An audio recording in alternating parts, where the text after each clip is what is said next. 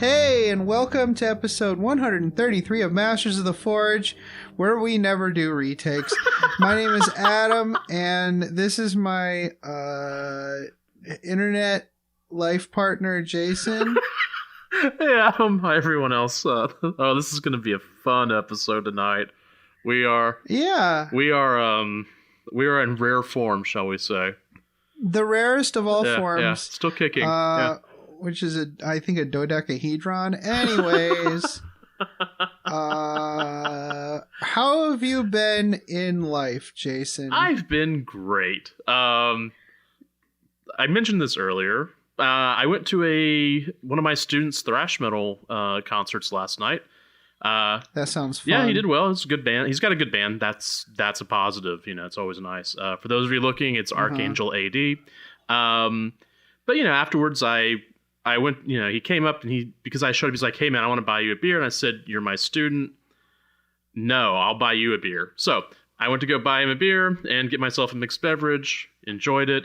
He decided he wasn't having that. You wouldn't be the first teacher to buy their student a beverage. We're not going there. And so, anyways, he ended up buying one for me as well. So I had a couple of drinks, and I stayed one set longer than I really wanted to, because it's like, I gotta let my kidneys process this a little bit more.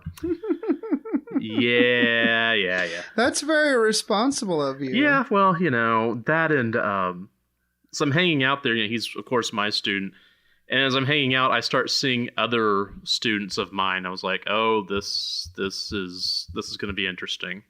So yeah. Yeah, it's pretty cool. Okay. Yeah, it's good to see them. But I don't want. With all that going on, have you gotten anything done in the hobby? Why, yes, I have. Not a lot though. Like, semester is almost over. It's been busy. I picked up the Sisters of Battle box. I'm almost done building it. Trying to think what I have left. I don't have very much. I think I have like 3 models left. I did build the Penitent engine. Man, that's a fun model.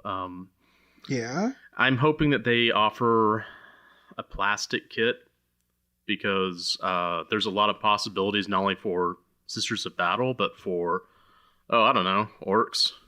But yeah, there's some real orky stuff in there. But that's the thing about that model, and that model's so grim dark. Like that Iron Strider, where just, like, you think about dreadnoughts and whatnot. Yeah, that's grim dark. There's a body that's been stuffed in there. Someone who's barely alive. But then on the Iron Strider and on the Penitent engine, it's someone who's like still viable. Who could still walk around and probably do things, and there's no shielding at all. So one lucky shot and they're down. Just pull the body out, shove another body in. Welcome to 41st millennia. So, hey, the Emperor protects. That's right. That is right. I normally don't talk about rules and whatnot, but I do like the rules a lot for it, because it's got some silly. It's got silly, almost orc-like rules. I'll be real honest. Right. Like random movement and stuff? If you put it with, like, I think if you arm them with flails, 2 flails, you go from 5 attacks to 15. Each flail is triple your attacks. So, oh my gosh. Right? And I mean, and I looked at it, and I think if you're, what was it? If you're on the charge, then you get to re-roll your hits. Wow. I mean, I just kind of looked at it and they're 2 damage each. So it's like, so that's going to take out most of a squad of Space Marines. Okay. Wow. And okay. Well, that sounds delightful. Yeah. And, one thing I realize that whenever I'm looking at any army, I always think, how would it work in Zone Mortalis? Because that's kind of the way I think. And I was just looking at going, if it got into close combat, it would just be a beast. I mean, it has almost no armor save. I can't remember what the armor save is, but it was enough that I giggled. So it's like, that thing's dying. It's going to be using its invulnerable save. Yeah, that invul save. Yeah, just learn the invul save. It's a t-shirt save. Yeah. But it's The box set's pretty cool. The codex is really interesting. I did go through and read it. I think I'm going to do the now I can't remember the name of the order. The Sacred Rose. Basically, it's a white scheme. Bloody Rose? Is that the white scheme? I think so. Yeah, that's what I'm going to go for because, you know me, if I can beat my head against the wall just twice as long as anyone else, then I'll probably do that. So, yeah. And I need to work on, like, I can do green, I can do red, blue, those colors, but white's always been the one that I always look at and stare at it, not knowing what to do. So I think it'll be a good challenge. And I'm not going to build a huge list because the more I read the codex, the more I look at battle reports, the more I realize it's not my play style. My play style is more... I'll just be honest, I'm more of an orc player. Okay. So. Well, I mean, I approve. Yeah. So there's that, I mean, I greatly approve of that particular methodology. So I am very interested to see what we have going on in that codex. We didn't get a copy of it from Games Workshop, and I wasn't gonna buy one because that just starts a whole nother level of madness. Well, that and the codex isn't released outside of that special box. Yeah. Well, that's just it. I would have to buy the whole box. Yeah, let's not have you be killed by Wendy. Yeah. Okay. Or like that's murder, death, kill is not what we want going on in my house. Yeah. My son needs a father. He needs a father. Cool. So how have you felt about the building those models? Has it been hard, or I know that they're technically easy build or not? No, they're not easy build. They're monopose. But that doesn't always mean easy to build because they might need a lot of cleanup and if they're like any of the modern snap fit or monopose stuff. Oh yeah. They still have tons of detail on them. They just go together in ingenious ways. Okay, so these are definitely monopose. And they're pretty easy to put together. Like I know with the Blackstone Fortress and some of the other stuff, they all had posts that made it very difficult for them to be put together properly. And so I was really aware of that whenever I was building them. There aren't that many issues. There's a really cool model. It's a sister with a flamer who's stepping on a demon. That was it wasn't that it was tricky. I got nervous about it as I was building it because I was afraid I was going to have gaps all over the place, but it does seem to work pretty well. The Penitent engine came together really well. The Canoness, I think the Canoness was the same. I didn't have any issues putting them together. In the past, some of the Blackstone boxes have been a little nerve-wracking. Because they had those posts that kind of left a millimeter or two distance. So, but that's not an issue with these. Okay. So yeah. Good. Well, what else you been working on?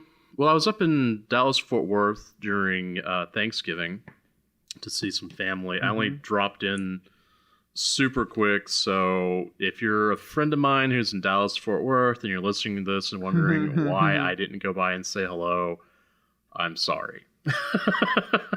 I was only there for Thanksgiving and then I came back home. But I went to the Citadel and picked up the Pyroclasts. They're the Salamander's heavy, basically they're heavy flamers. Really cool builds. Went and picked up a box of those and the Vigilator console for Horus Heresy. Just because I've always wanted that Pyroclast box and the Vigilator, I can whenever I decide to when I decide to do some work in my Raven Guard, I'll put him in there. The Vigilator. What a great name. So those are really cool models, and I mean, I'm not a huge fan of working with resin, just because I hate having to deal with the release agent, to be honest. Yeah. But I mean, it's not a big deal. It's just I'm always there was one time I didn't get all the release agent off, and boy, it kind of destroyed a paint job. So I was really annoyed. So, one other thing I have in here. So, I don't know. Are we doing like are we talking about what we're going to do next year? Later in this episode? Like, maybe? Maybe? Okay, because I have a thing here that I'm considering for next year, but I might wait until later in the episode. Yeah, why don't we do like a quick segment before we close out the show and talk about our plans for 2020? Whatever. Yeah, 2020. because I wrote 2019 in my notes. Holy crap. Whatever year it is, I don't know. Yeah. Everybody, you're getting a real quality show here. We usually save our December for like not putting anything out, but we're so slow with our releases right now, like we're monthly. Yeah. It doesn't make sense to not record a show. Yeah. And the thing is, I can go ahead and crank the edit out on this super quick this week. Sweet. Because we're not gonna say we're not gonna say we're not gonna say Hold on. Vagina raptor is okay. Yeah, because vagina is actually a medical term. I will not censor that. Good. What about that's definitely going to get a little bit of an edit on there. Okay. All right. Well, Merry Christmas. No, that one's okay. Are you going to bleep that out, you I might just for that. In fact, I might add some more bleeps just for fun. There we go. Pot kettle. Okay, well. So tell me, Adam, let's talk about your hobby progress, because as I'm reading it here, are we going to have an intervention? Maybe. Okay. Because, like, I feel like I might have an illness of some kind of my brain, because I really can't stop painting these Drukhari, even though, like, I started out the year with almost no real desire to paint Dark Eldar, but for some reason, it's just been crazy. Brian. Like I said, he's partially to blame. Like I said in previous episodes, my buddy Jason, we gifted him with Dark Eldar Force back in 5th edition, and he painted almost none of it and built most of it. So he just gave me his like 700 points or so that he had. This was like when the new models came out, like when they had their big release. Right. Then Jeff traded me his about 1,500 points of Dark Eldar for terrain. And I bought a few things here or there. And I've painted almost all of it at this point. The last time we spoke, I was working on the characters and the incubi. I finished those, and then I just lined up all 44 witches, and I went through them all in one go, in about a week, actually.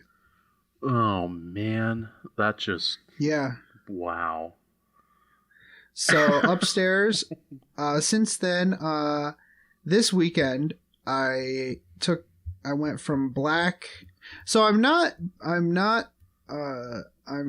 doing like a prime on these. I'm just doing plastic. Like I'm just doing primer plus paint, semi-gloss black, like Krylon on these, and that's basically the first coat anyways. Right. So I'm painting that. I paint that on, and then I dry brush. Well, I did that wet dry brush technique with the 2 different dark grays. Okay. Like both of them are Skaven. Like I think it's Skaven Blight Dinge and Storm Vermin Fur. Whichever one is darker goes on first. Whichever one's lighter goes on second. And then I painted the quartered scheme on each one with the Mephiston red. Mm-hmm.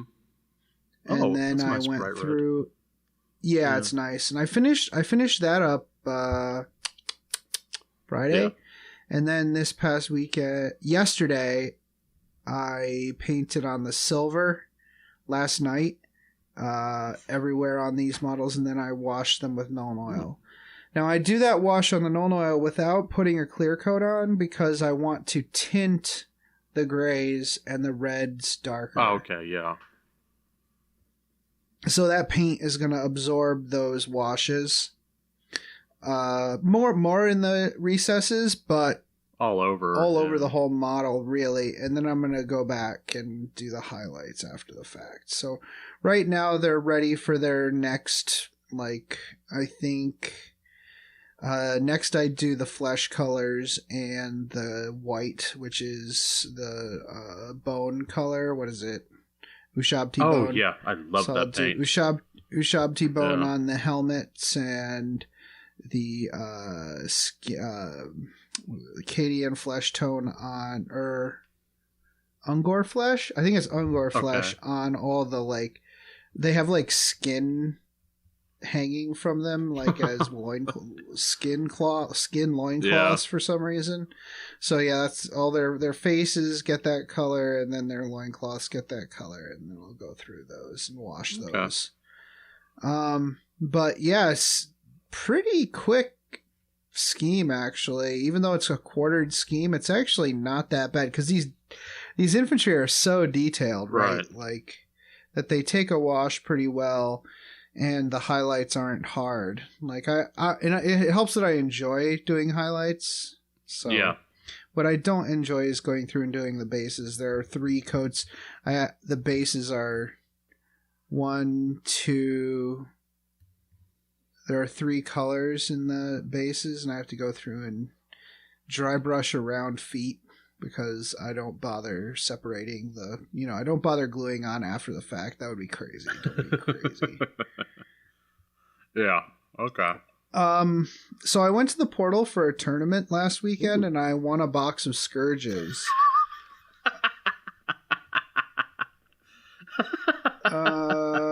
So that's cool. So I'm not sure whether I'm going to try to get that done before the new year or not. I definitely want to get the warriors done. It's 63 warriors that I'm working on right now. And a very disappointing number of them have bare heads. That's what took the witches.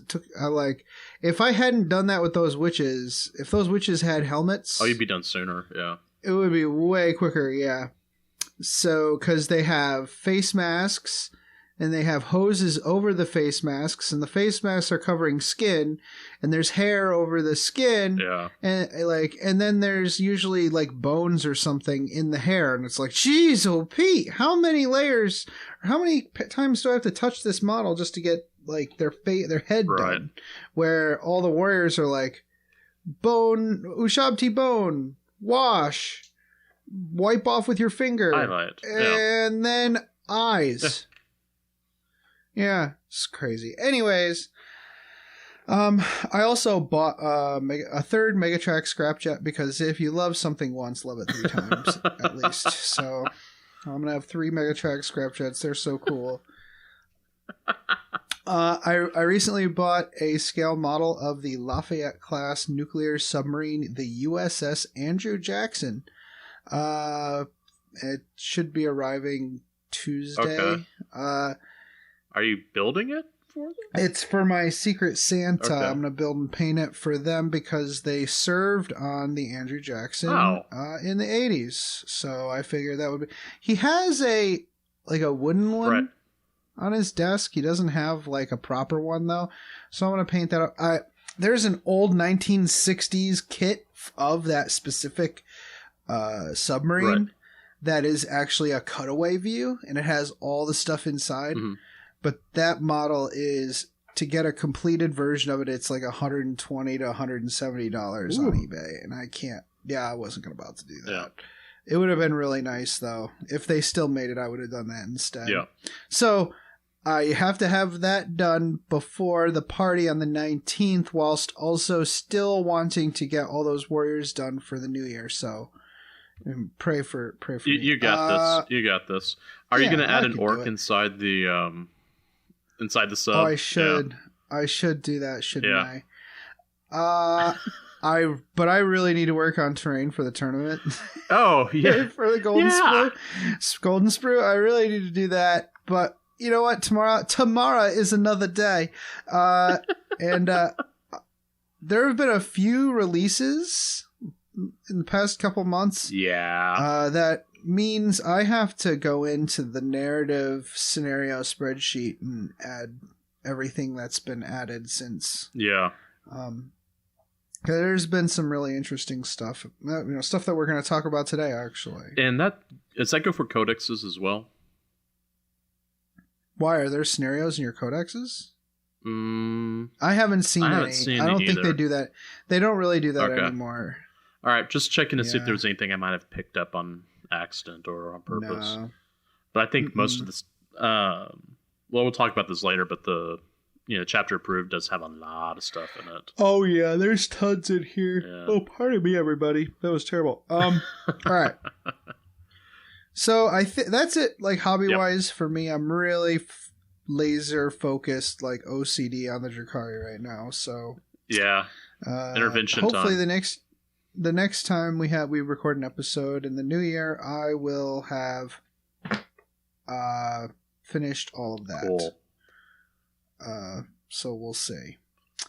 Jason, games played. Do you have any games played? Yes. So, I think I've just mentioned this in the past. I'm using Monday night to do basically to be a community member, to go out and try and organize a community. We're actually creating a 40k Warhammer blah blah blah community, which is really nice.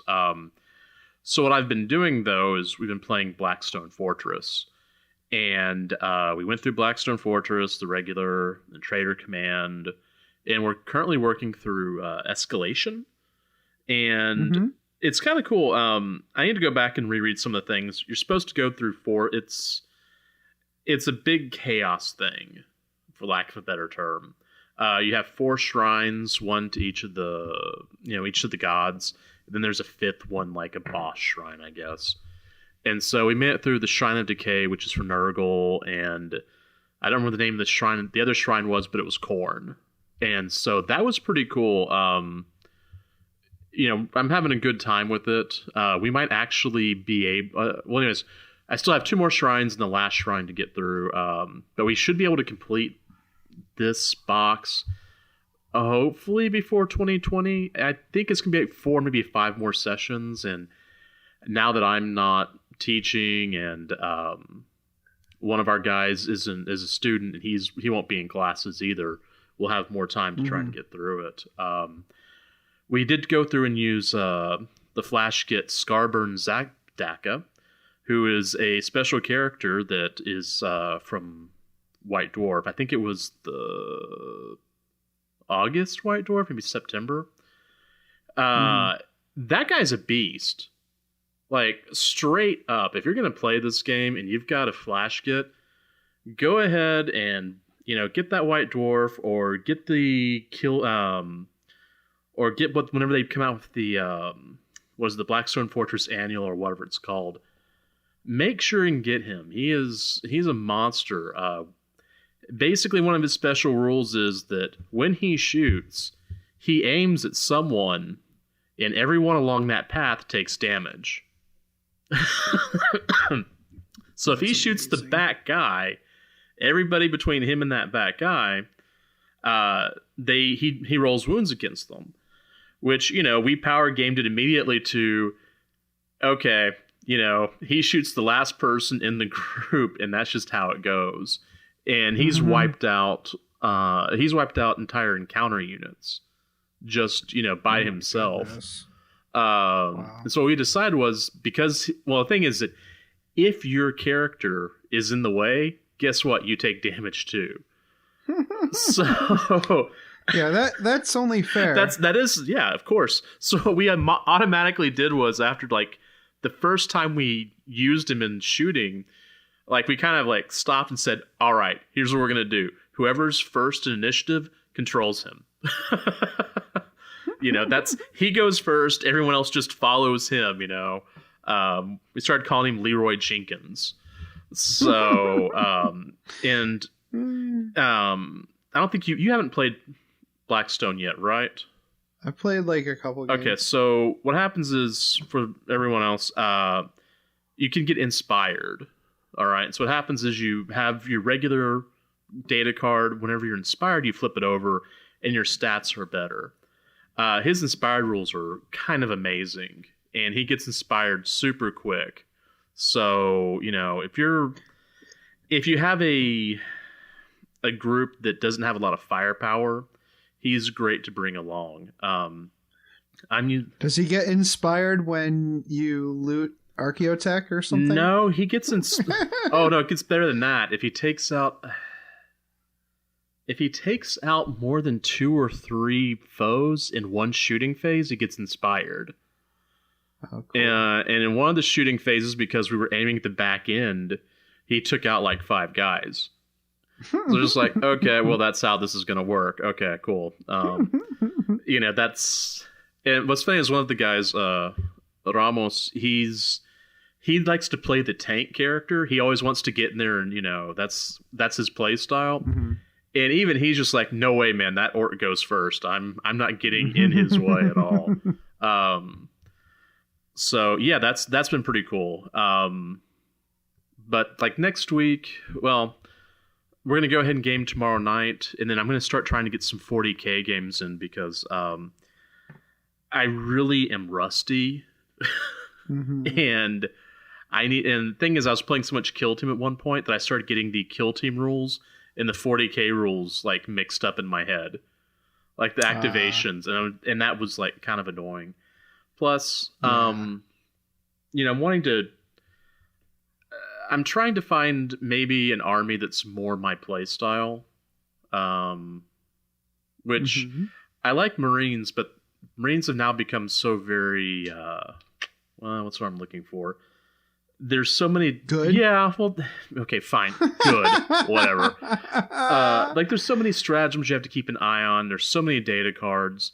There's all this stuff that has to be picked up, and I'm not feeling it right now. Maybe in 6 months or a year. So I may be moving over to a different army, which we'll talk about later in the episode. Okay. Yeah. Cool. I like it. I like it. Well, we finished Hero Quest finally. It's been a few years. Yeah. We've been playing that thing on and off, and it was a lot of fun. We clearly cannot afford to buy any of the expansions because reasons. So... for Hero Quest. Fine. Oh, those are all they're all English and or British and hard to find, hundreds of dollars. So unfortunately can't do that. But you do still have, but that's okay. You made all the training with Dental Stone, right? Yeah, I can use all that stuff for various things, and the miniatures are all painted, so that's cool. They'll just get added to the general population of miniatures.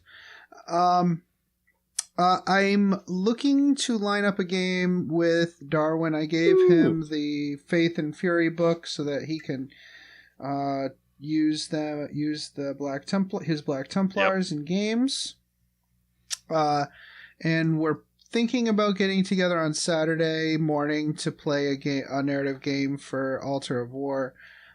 So that'll be good. I think we'll be 1 episode short this year for Altar of War. Sorry, everybody. Yeah. I'll try to make up for it in the early part of, after Adepticon. After the Golden Sprue Cup. So that's cool. Looking forward to that game with him. I'll probably use my Emperor's Children. Oh, good idea. Because that'll be a really cool and narrative game. Yeah. I'll probably get shot by his Crusader in the face with bullets. Yeah. But fortunately, that means I will shoot back at him immediately. So, what goes around comes around, Darwin. I went to the Portal GT, like I said. I went 1, 1, and 3 because I am literally the worst. No, I'm sure mine would have been worse than that. Maybe. Yeah.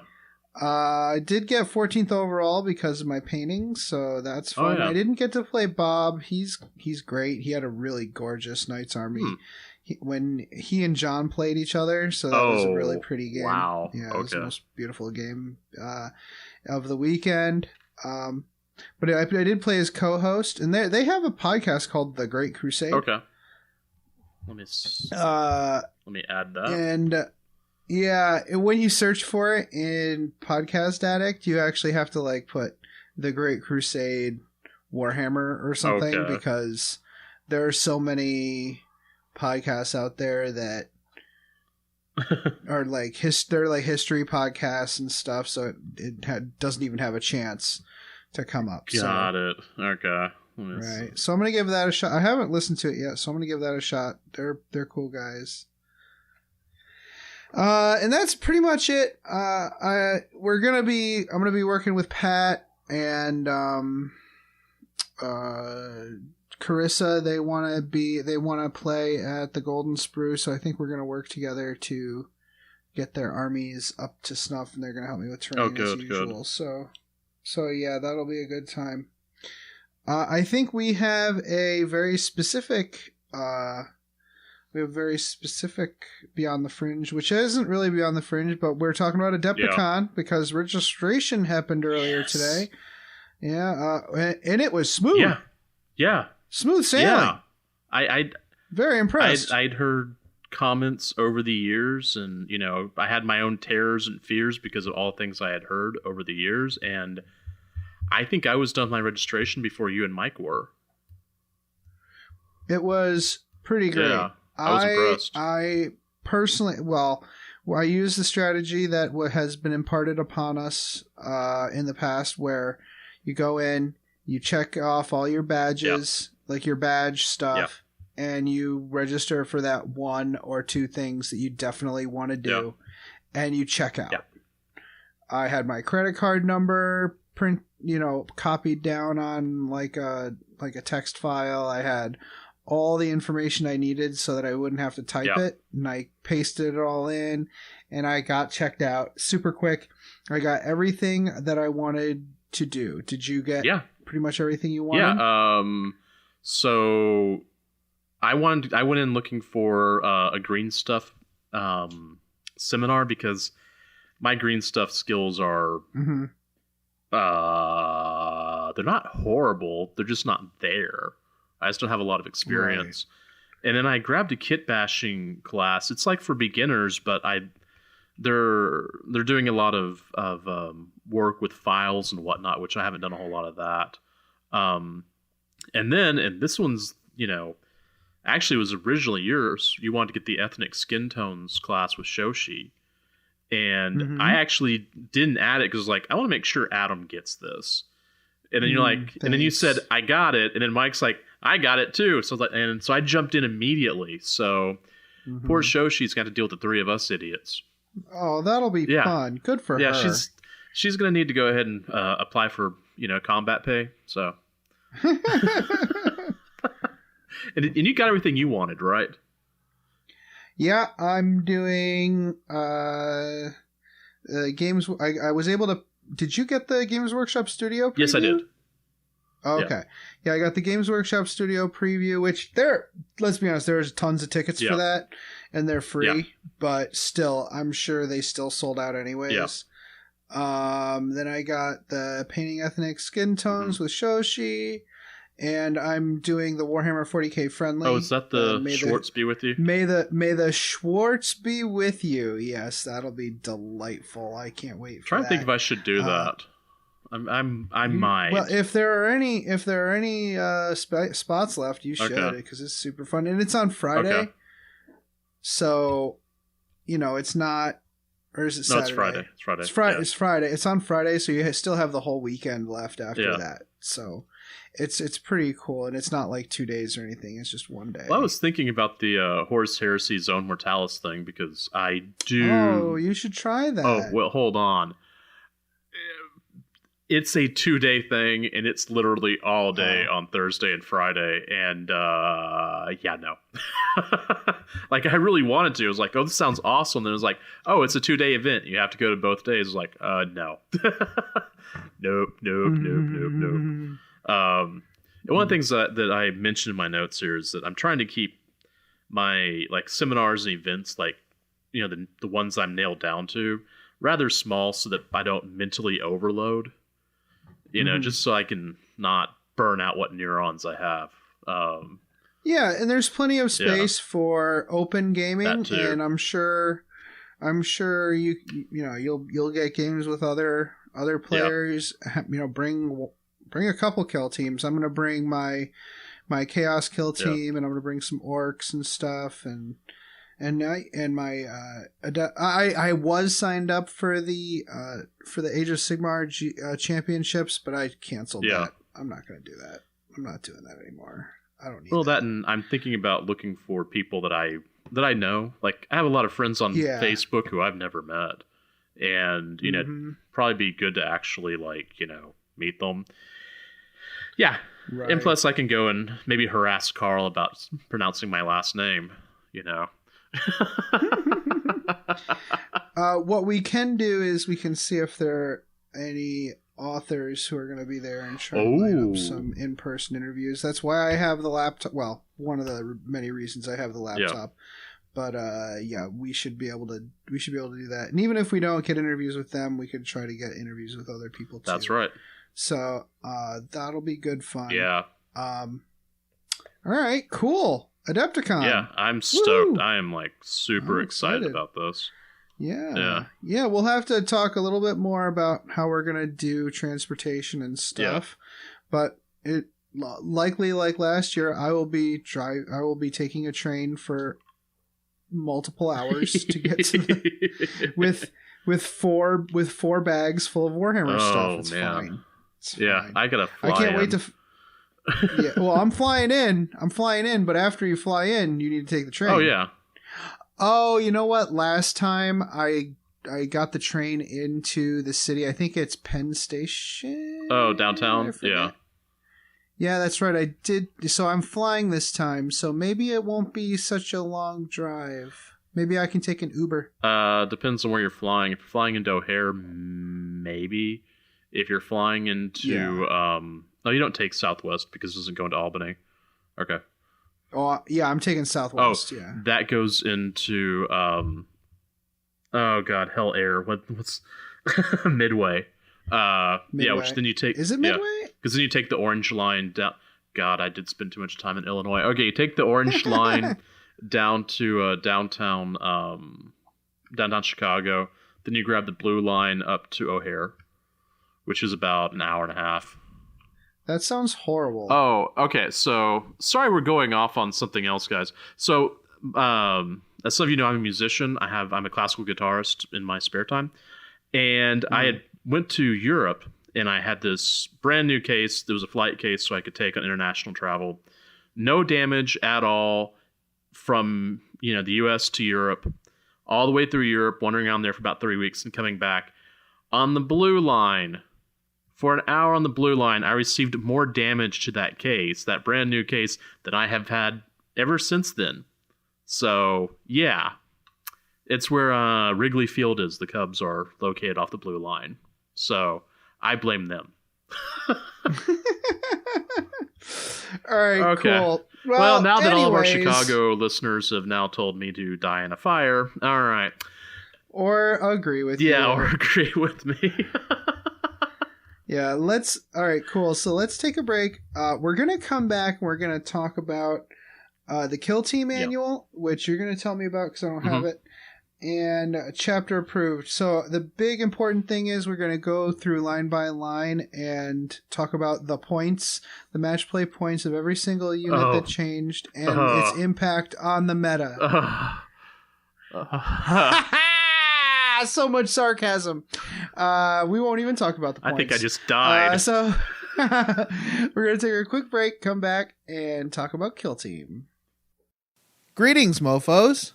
Are you out of George Dickel number 8, staring at a broken chess machine? Well, don't want to spend the rest of the year tied to that couch? Well, why don't you head on over to the 1 Hour a Night Facebook page and see what exciting stuff is going on there. It's a place to post all your daily progress in the hobby grind, as well as receive and give positive feedback.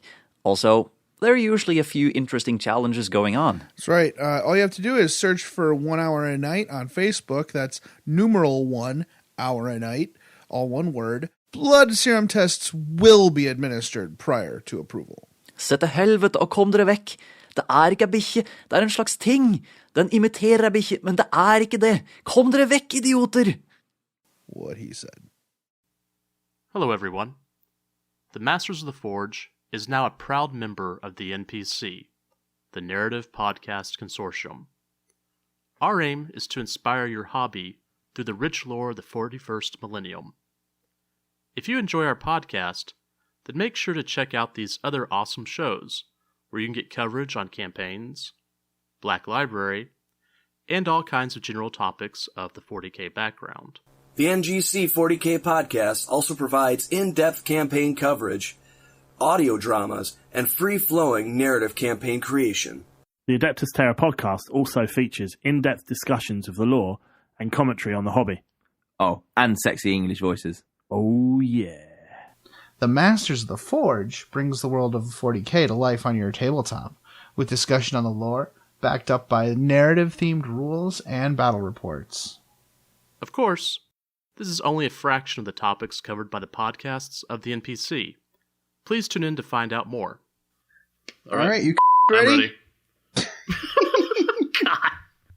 So much editing. Yeah, well, I'm just going to delete this section anyway, so... Yeah. Aw. So we just say all we want until we actually say rolling. Okay. All right. Ready? Yeah. Welcome back. And we're talking about the Kill Team Manual. How are you enjoying it, dude? What's in there? Okay, so first of all, what's in there? What's it got? What's the juicy business? all right, let's see. So I picked up the Kill Team Annual last night. It was kind of cool because we were talking about recording. I thought, I need to go pick up these books. So I picked up the books, went to the concert, came back, and then read them. So, because I had... Oh, Jesus. Well, like the alcoholic beverages I had a lot of caffeine in them. So... Oh, that's not good. Yeah. You should never do that. Are you drinking Four Loko? No, Crown and... rum and Cokes. Roman Cokes? Yeah. Okay. Yeah, so I mean... Did I ever tell you the story of Wendy? Oh? When we went to a bar. The first time we went to a bar as a couple, I think it was, and we're like, "What do you want, Wendy? Is rum and coke okay?" She goes, "Oh yeah, that sounds good. What's in it?" Rum and coke. It's beautiful. Like, I thought it was Roman Coke. Like, no. No, it's not. Oh no, the caffeine and the alcohol is just perfect for, what I need to get through my day.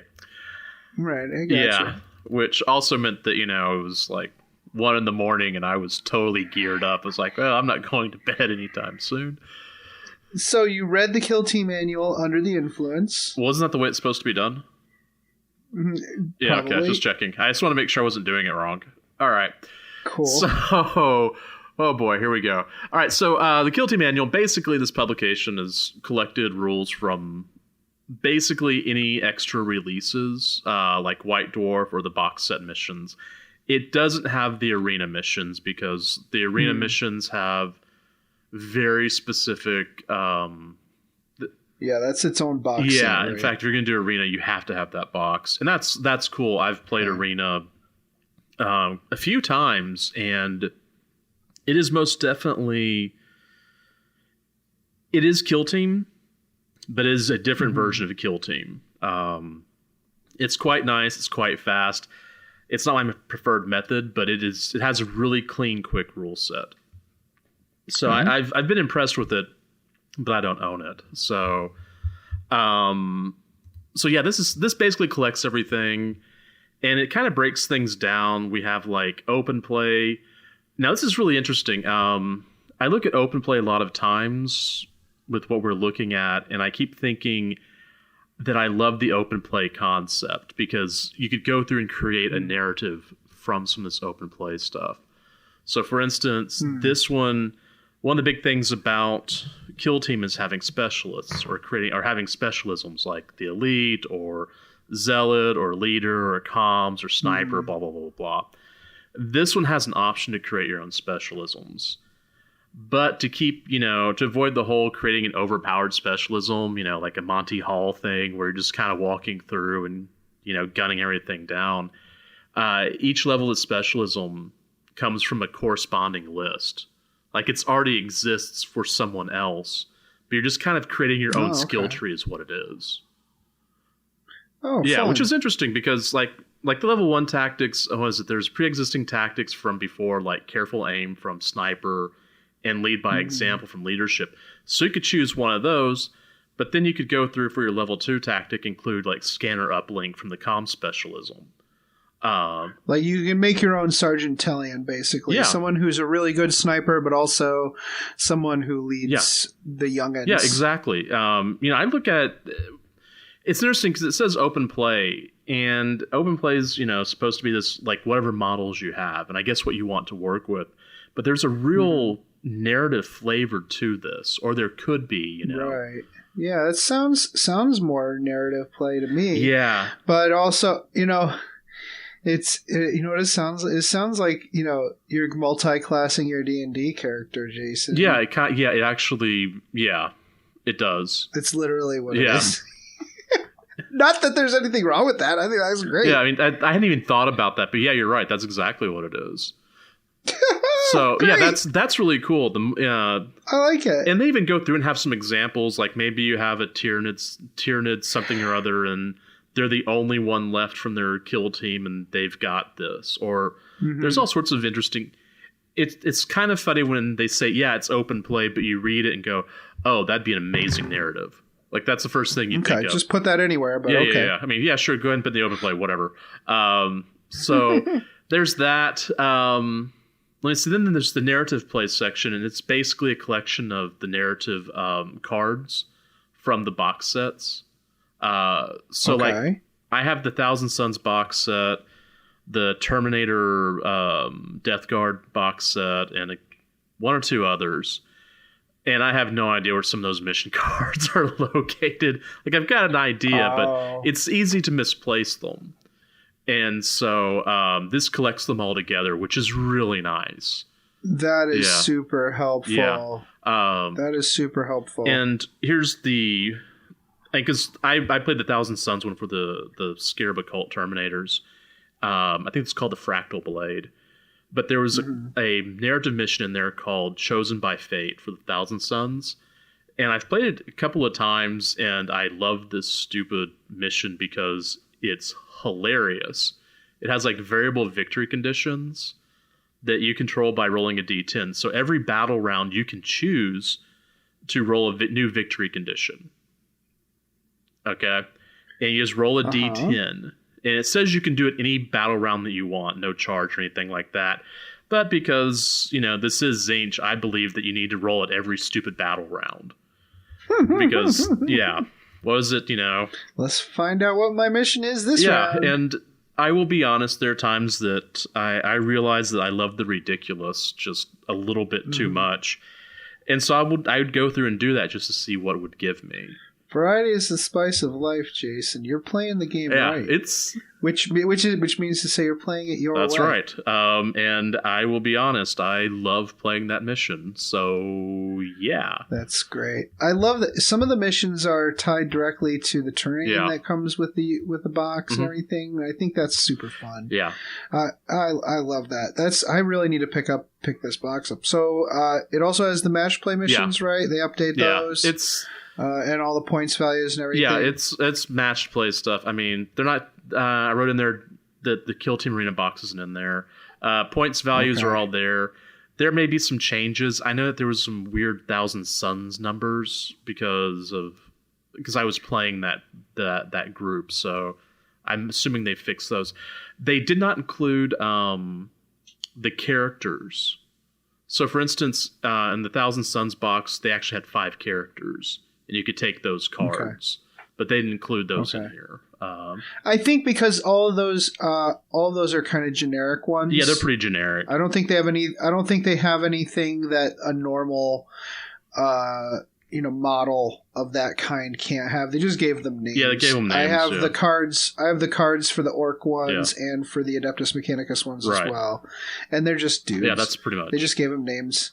I see here they have a very extensive list of stats, data sheets for models. So these did collect from White Dwarf, and if you collect White Dwarf, for those of you out there, the Kroot are there. Kroot! Nice. Carnivores, the Hounds, and the Kroot Rider. I don't own any Kroot Riders. Oh, I think because they're metal? Maybe? I've never seen one. Yeah, I think they're Finecast. Oh, yeah, I don't want that. I mean, not that there's anything wrong with Finecast. I don't want to do that. You just don't want to. Yeah. Also Demons, which that was a White Dwarf release as well. But for those of you who are like, perking up the idea of demons, it's troops only. So horrors, bloodletters, demonettes, plague bearers. I'm just going to say this to GW if you're listening. One, I love you. Two, can we get like some more demons? I'd like to have like screamers or something else just to kind of flesh it out. There's nothing wrong with horrors or blood. Any of that stuff is just. I'd like a little bit more variety, if that makes sense. Understood. Yeah. Let's see what else. Sisters of Battle. This is where their rules first appeared. They weren't in White Dwarf. Also, Blackstone Fortress. So yeah, their rules are in there. Both the core box and Escalation Explorers, the core expansion and Escalation Explorers. So like the Amble's there. Yeah. Oh, so you can fight against it, or you can actually keep the Amble as like if you want to have. How would you do that? Hold on, I'd have to go back and look. I think there's actually a scenario for the Amble, but I could be wrong. But the Chaos Ogren is in there, Mike, if you're listening, as well as the Trader Commissar, which the Trader Commissar a lot of people are really excited about, including me. So. Excellent. And last thing, Tactics and Psychic Powers. These are collected from the box sets. So yeah, lots of. The annual's pretty exciting. If you're playing Kill Team, it's definitely a must-have because there's some really cool stuff in there. I haven't gone through I haven't gone through to double check certain things, but I'm looking forward to maybe getting some Kill Team games in relatively soon, hopefully. Okay, cool. I love it. So I definitely need to pick this up. It's definitely something that is going to be necessary because I don't have all the disparate resources. It's nice that they come up with this stuff, to help us. Yeah. To help us out. I love it. Yeah. So I think I'd like to take another quick break before we jump into Chapter Approved. Yeah, because it's going to be big. It's going to be big. Also, we need to go back to our logins for Adepticon and see if there are any spots left in 40K trivia. Okay. Because I feel like we need to. Represent. Okay. What time? When is that? Anyways, do you remember? I don't know. We'll be right back. Come here, boy. Get the ball. Come on, Max. Get the ball. Mom, Max won't get the ball. He's lazy. I think I know why your Zote is being lazy, Jenny. Why, Mom? Because you forgot to feed him his Zotabix today. Oh, no. Oh, yes. Zotabix contains all the nutrients and random animal parts a growing Zote craves. It not only provides our Zote with the energy it needs to play with you and protect our home, but it also keeps its chitinous shell fresh and shiny. Oh, boy. I'd better feed Max his Zotabix. Yes, you had. Zotabix is made in part from Grade Max, A time for Astra dinner. Militarum post-engagement byproduct and is infused with 112 essential vitamins No, and Max, minerals down. harvested from your Zote's natural habitat, the finest desert duckweeds.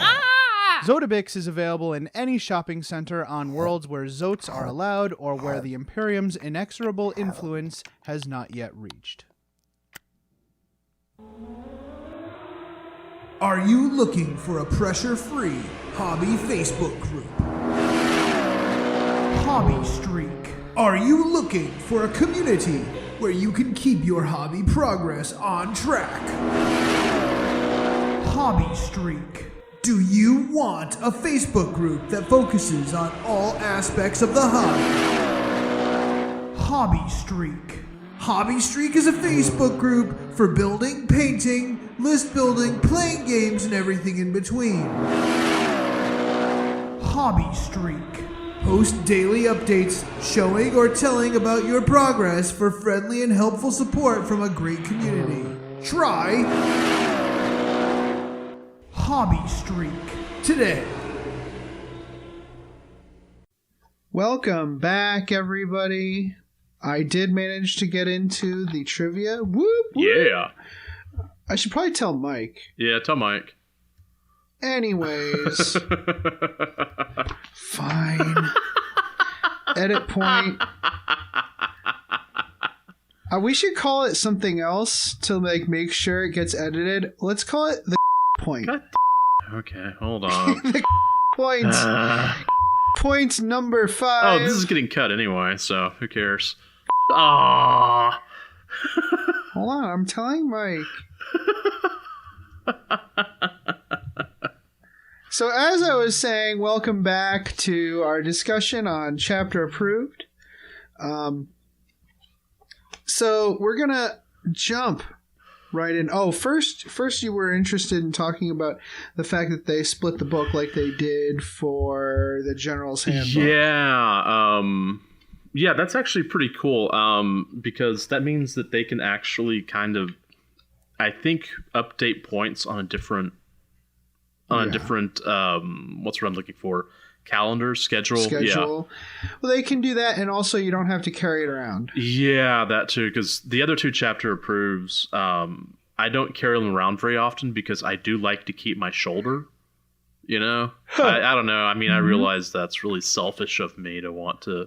Well, as narrative players, we can just, use the books we just need for that game. That is true, yeah. Which is nice. So, and the match play missions get updated every book. Yeah. So if you're match play, you also don't need to carry around the old ones. Oh, good. Okay. Ever. So that's really nice. If you're like me, you just write all the changes in your codex anyways, so that's also fine. Have you seen my handwriting? Yeah, there's a reason I don't do that. It's true. Some stuff is crossed out lots of times. My Seraphon book for Age of Sigmar has the points crossed out so many times on some of the units. Because they keep on getting decreased. They're like, no, you guys don't understand. These guys suck. 20 more points. 40 more points. Just slash. Buy now because we're getting pretty low. Okay. So let's start with the open war section. It's gonna be like Crute, 6 points each. Okay. Yeah, open to page number 11 on your hymnals. So I love the open war deck. Yeah. It's a lot of fun. It really is meant for open play, but it also has narrative potential for kind of helping you generate a narrative on the fly. I think it's really cool. Yeah. So there's a few new ways to play. One is drafting. Yeah. So you choose 3 deployment cards. For you split between all of these are a player A, player B. Mm-hmm. And player A chooses 3 deployment cards, and player B chooses 1. Yep. And then they pick one of those 3. And then player B player B picks out 3 objective cards, and player A chooses one of those to use. And then both players get to use a twist, which is really cool. And then you can use whatever other random weird rules that you want. But it's cool that you both get to pick the twist. Yeah, that is kind of interesting. That does... I mean, I was looking at that and thinking, wow, this is... Because I do like the open war deck. I don't want people messing with it. But then I looked at that and went, No, this is fine. This is great, actually. This is fun. So yeah, basically player A gets to like determine the battlefield while player B gets to determine the mission that they're on. That the player B essentially becomes the attacker in that situation. Right. Then there's another method called Secret Agenda, which I think is pretty cool, but it's probably my least favorite of the three methods. I'm doing this up talking, which is fine because I'm a 10-year-old girl apparently. So they have special rules for the twist, ruse, and sudden death cards. So the twist applies randomly during the game on a 4+. Yeah, that's kind of interesting. This one wasn't my favorite either. Yeah, both players get a random secret ruse and a sudden death card. So that's fine. So I think that this method actually is it's trying to be the third method without actually being the third method. Now the third method is awesome. Okay, good, because that's kind of what I thought whenever I was writing out the notes, but I thought maybe, the caffeine and the alcohol. You are correct. No, you are correct. It's just trying to be cool like the third method, which is called Covert Operations. There's no objective. Yeah. Instead, both players get 2 sudden death cards in secret. Yeah. When one of the sudden death is fulfilled, they reveal it immediately. So, but you can only win if both of the cards are fulfilled. Yeah, that's cool. So your goal kind of is to fulfill both of them simultaneously so that your opponent never knows what one of them are. Yeah, that's pretty wild, actually. I like it, yeah. I like it a lot. But if you can actually like kind of accidentally fulfill one of them and you have to reveal it. You'd be like, oh man. So guess what? This is, one of my missions is to kill your warlord, and you charged at me. If ever I kill your warlord, I win this, ruse. Or sorry, I win this sudden death. But you charged forward with your orc war boss and got his butt murdered. So I have to reveal this now. So you only have one more, It gets more interesting when it's a sudden death that could be taken away. So like if it's, I guess, hold your opponent's far objective. Say that there's an objective. Okay. You'd be like, okay, this is my sudden death scenario, and then they can just attack you. And you just be like, okay, I'm going to take this objective back, apparently, because... Or usually it's not an objective because it's a sudden death. I think it would be like, have units in your opponent's deployment zone while they don't have any units in their deployment zone or something like that. Yeah. Anyways, super cool. I really like that. I think that'll make for a really interesting game. I don't like the sudden death cards as a rule in general, but I really like them if there's 2 of them.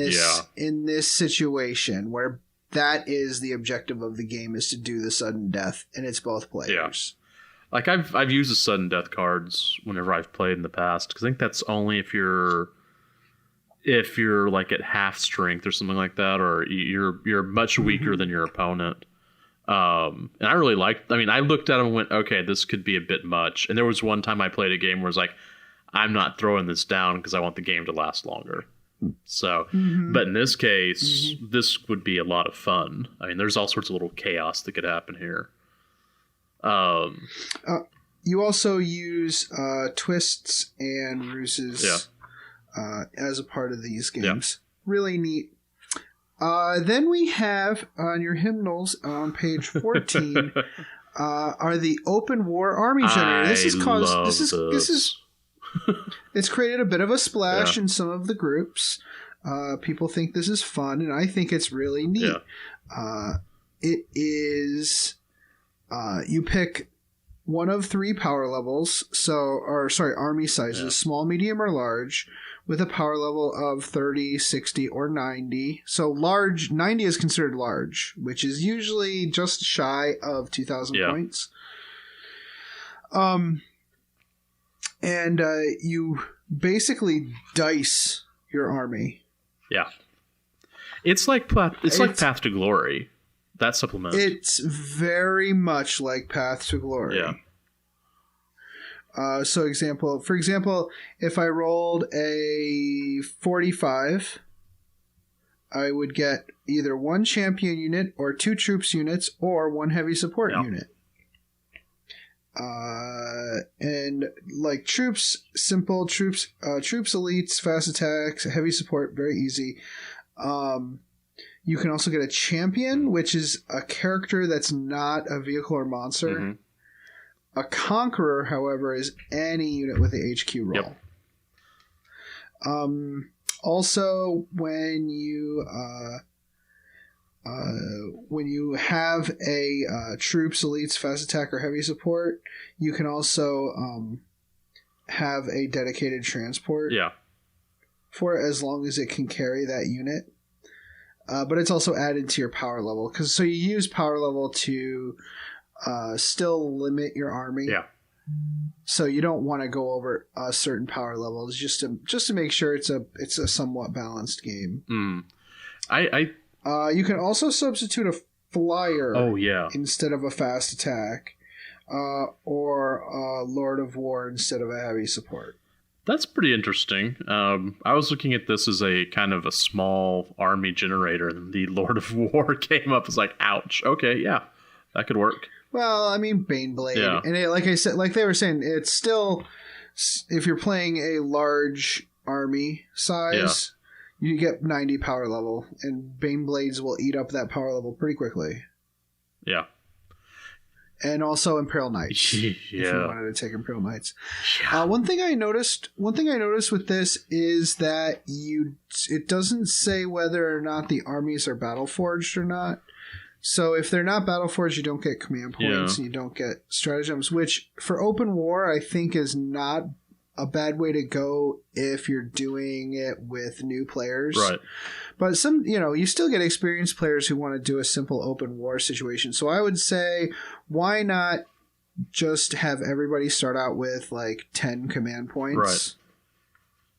And just say everybody's battle forged, even though things are not in detachments. Yeah. You could also just try to arrange the stuff in detachments, but I say that's kind of outside the scope of this random generator type situation. Yeah. So I would say 10 command points is fair. Yeah, that sounds good. I mean, if you're looking at maybe not 30 power level, but whatever the next one is. Right. Yeah. So maybe divide your power level by 10, round it up. Oh, hey, there you go. I think that would work. Yeah. There, I like that. That works. That sounds good. Cool. Yeah. Cool. I'd like to play this. I'd like to try this out. I think this is cool, and I have enough models. So, like they say, if you only have a limited amount of travel space, you might want to generate beforehand the armies ahead of time. Otherwise, you can do it as you deploy. Yeah. You could do it at your place for deployment, but I'm not sure that like, I'm not taking all my stuff to... Not at the club. Yeah, not down at the club. That's not going to happen. Unless you're going for this is small. One of those things, you could do it at the end of the night on club night together, and then come back the next week and play the game. That's a good idea. Yeah, that's a really good idea. Yeah. One thing I had written was, I think this could be a great way to create like a long-term narrative list, Oh, you start just adding like, I need reinforcements. I'm going to roll on the open war army generator to see what unit. You should, if you were a baller, you would do this to build a collection. Don't tempt me. Just don't. Right? How cool would that be? Don't, Adam. Like, I guess I have to buy a troops unit now. Or, oops, I guess I have to buy a new elites unit for my army to play. Aww. Right? Don't twist my arm. Oh man, this is not the thing you'd be telling me. Okay. It's very intriguing. Yeah. So here's the meat and potatoes of the book. Moving on to narrative play. It starts off with Spearhead on page 22 of your hymnals. Now, if anybody remembers Spearhead, it was big, stompy, rolly, crushy tanks fighting each other in Warhammer 40,000. As you do. As you do. Yeah. Unfortunately, this doesn't make as far as I can tell, it doesn't really make an allowance for monstrous creatures. But yeah, I didn't see that. I think you could do that anyways. Yeah. I mean, that's up well, to you'd you. have to if you're taking NIDS. Right. Right now, it doesn't assume that you'll be doing that. It's basic. I think it's really very Orc. Yeah. Imperial Guard. Space Marine. Chaos. Yeah. Focused. And all the pictures in the book are of those, or in this area are of those armies. So, yeah. Mm-hmm. But, like I said, it would just take a little tweaking. But to be honest, I think it in the Tyranids, you would get a mix most of the time anyways. Yeah, that's true. But I'm not going to tell you how to play your game. I'm not your dad. It starts off with a tank ace stratagem, either 1 or 3 CP. Mm-hmm. You can either make a regular vehicle for 1 CP or a Titanic vehicle for 3 CP. A tank ace, it basically becomes a tank warlord that gives them +1 to hit, and any you get to reroll hits of 1 for any friendly vehicles within 6 inches. Yeah.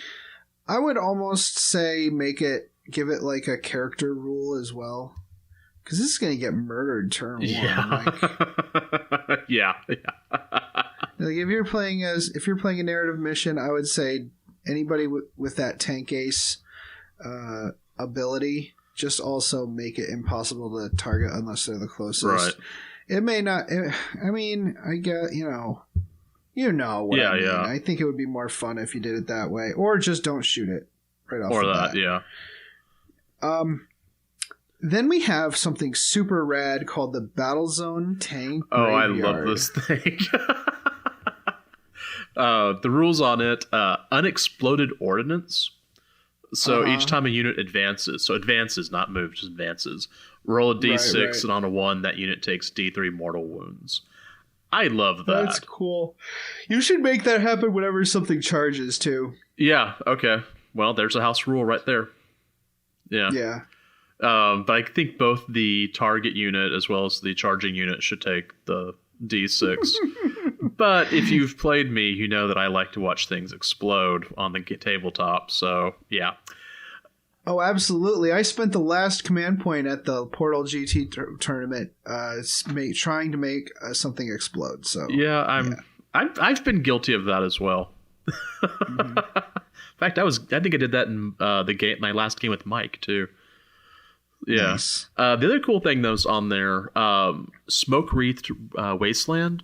So for each train feature that you have, roll a d6. On a 4-up, the train's on fire.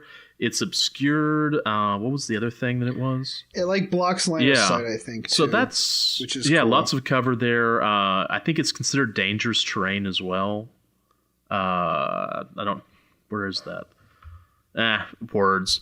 It's interesting though. This battle zone is really cool. I do like it a lot. I kind of would use this battle zone in something beyond the just beyond Spearhead, but I would actually use it in other scenarios. Right. They have this rule for some terrain in Age of Sigmar as well. Oh, do they? Yeah, it's pretty cool. And you can get like cotton balls or pillow batting to represent stuff that's on fire. Oh, that is pretty cool. So in this, there are a bunch of special rules. First of all, for the armies, Spearhead and Outrider detachments don't have an HQ requirement. That's nice. Yeah, and at least half the units in your army must be vehicles that don't have the flyer battlefield role. They can still fly, so you can have Eldar tanks and Necron tanks and stuff. Yeah. The battlefield should be set up pretty sparse so that the vehicles can get around. I have a suggestion. Leave the vehicle wreckage on the battlefield if it doesn't explode. Yeah. And every turn, or at the start, like after it's destroyed, roll on a 4+. It's on fire. Yeah. Right? And then every turn, roll a dice to see if it explodes. Ooh. To see if the fire touches off the ammunition. Yeah, I would be down for that. So you could be driving around like next to on fire tanks and they would just suddenly explode next to you. Yeah, well, I mean that is a that is something that could be a possibility. Yeah. Maybe on a 1 the fire burns out. And then on a 6 it explodes. Okay. That might work. And 2 through like 5 that. is just continuous crackling. Okay. Continues to burn, yeah. Vehicles have objectives secured. Warlord trait. There are warlord traits in here. They're very simple, but I think it still intends you to have infantry guys walking around as your warlord, unless you have a dreadnought or something. Yeah. Unless you actually have a tank that could be a warlord. But in those cases, your codex probably has cooler, more thematic warlord traits, anyways. Yeah, probably like the tank commanders and stuff. Yeah, more than likely the guard will have a better warlord trait. Yeah.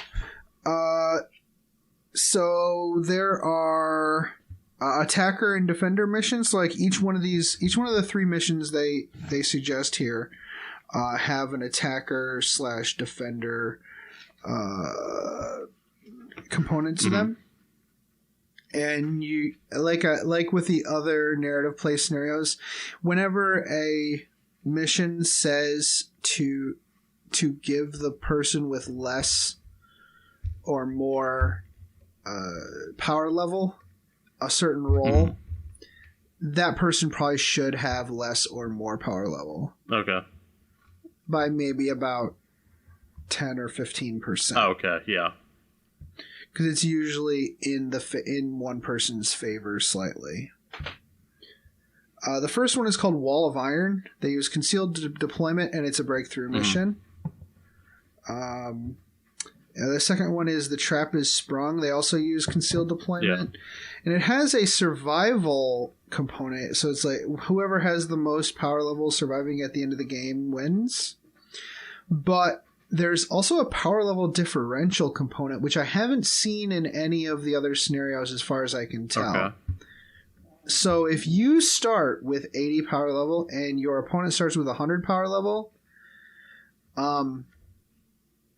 they have to subtract the difference before you calculate who wins. Oh, okay. So if they started the game with 20 more power level than you, they subtract that from the remaining models. Yeah. Okay.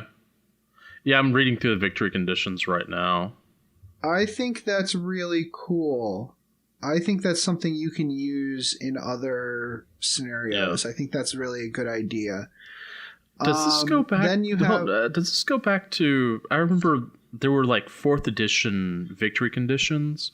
They were supposed to be like, almost you had to bust out the calculator to figure them out.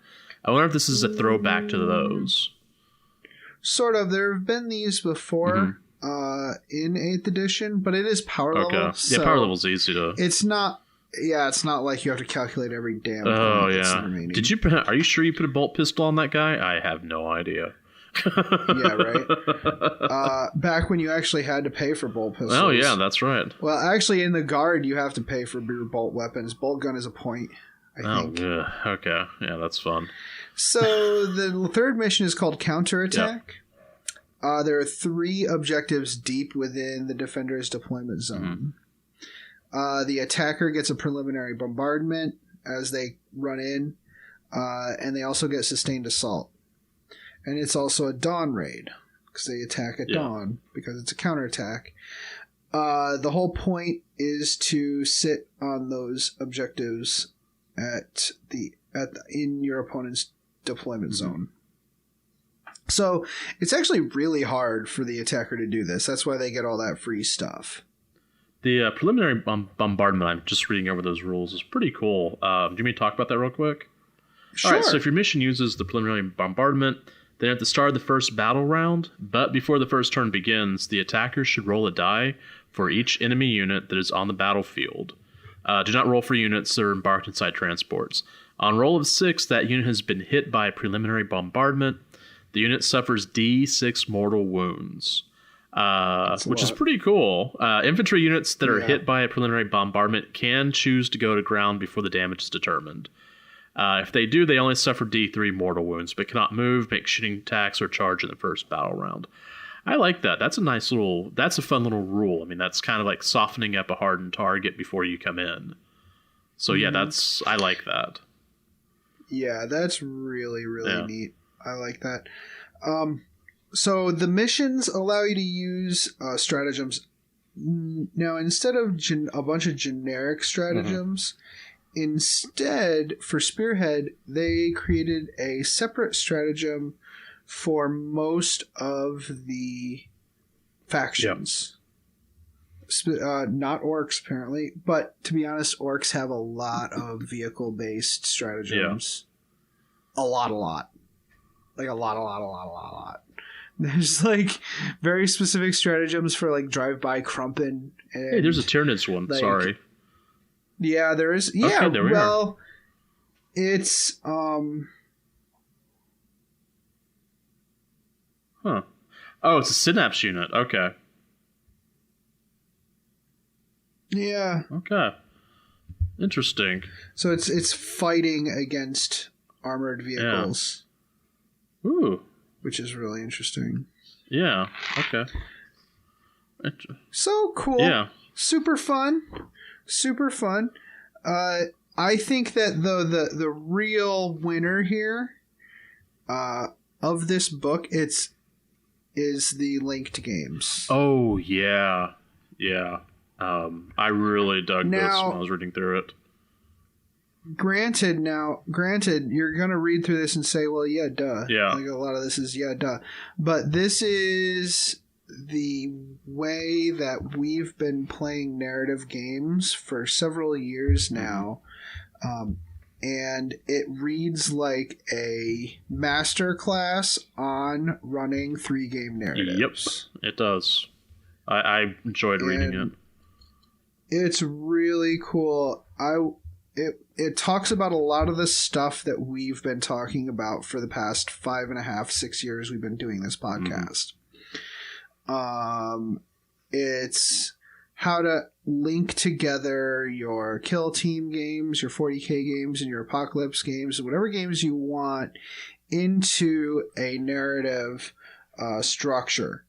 And not only that, coming up with salient and appropriate outcomes for the battle that informs the next game. One of the things that they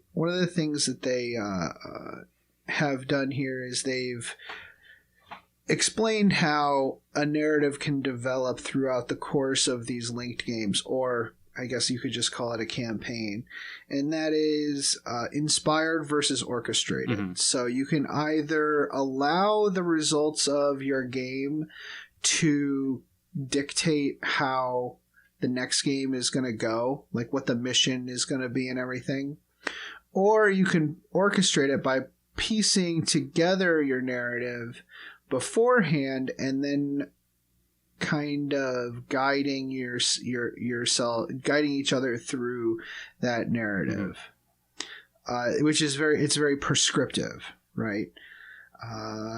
Now, a lot of folks might say, well, inspired sounds more logical, but people might be doing a like a historical type scenario, which is orchestrated would be, how you're to formulate that. Also, if you have an end goal in mind, so say, okay, we want to do a kill team game, a 40k game, then an apocalypse game. Well, that's more orchestrated than inspired, but you could kind of mix the two, right? You could say, well, we're going to start with this kill team game, but maybe the results of that game will determine what mission we do for the 40k game. Yeah. Yeah. And you could say ahead of time, so a lot of the tree campaigns you could say are kind of like this, where it's a mixture of the two. You're saying, well, we're going to do one of three things in the next step, and the result of this game will determine which of those three things we do. Yeah. The thing is that, one of the cool things about this is, I remember listening over the years to podcasts where they would say, hey, remember back in the old days when we would play a game of, Combat Patrol, then 40K, then Battlefleet Gothic, and then, back down to 40. They would have, they link multiple games, and this is that same idea. Right. I'm digging it. I love that they have really spelled out the battle outcomes. Yeah. And I want to go through these. These are just examples too. You can come up with your own. So battle outcomes are what the army gets in the next game if they won or lost the previous game. And it's not, like I said, it's not just won the game, but also it could be if they lost the game too. It just depends on the narrative. It depends on how you're adjudicating it. For example, choice of mission is the first one. If you wanted to give this benefit to the attacker, it means that they're on the offensive, they are taking the advantage and pressing the advantage. If you wanted to give it to the defender, if you wanted to give it to the person who lost, that also does make sense in some narrative situations. They say, oh, well, I'd like to do the counterattack mission from a Spearhead. Right. I wanted to do a Spearhead counterattack mission, which that does make sense for the loser to have done that. Or they could be doing the rescue mission. They say, oh, I want to do the rescue narrative mission because you captured my warlord in the previous game. Oh, yeah. Yeah, that's a good one. Yeah. Right. Choice of deployment zone. So, the person has the advantage and they get to pick the field of battle. Additional command points or command assets, depending on whether you're playing 40k or Apocalypse. Additional units so that's a good one, I think, if you had a objective mission in your first scenario, right?